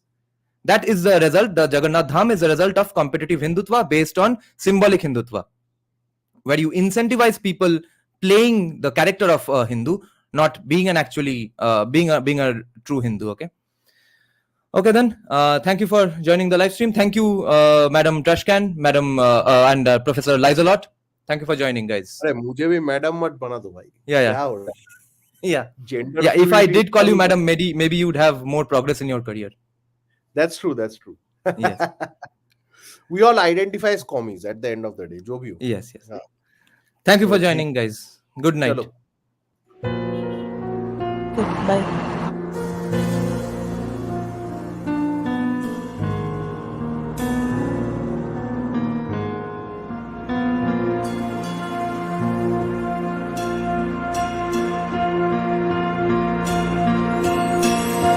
श्रवरूढं महाभीमं गुणाद्रष्टाम्बरप्रदं हस्य युक्तं त्रिनेत्रं च कपालकर्णिकाकरां मुक्तकेशीं ललज्जयः पिबन्तीं रुधिरं चतुर्बाहु समायुक्तं वराभयकरं स्मरेत् चतुर्बाहु समायुक्तं वराभयकरं स्मरेत्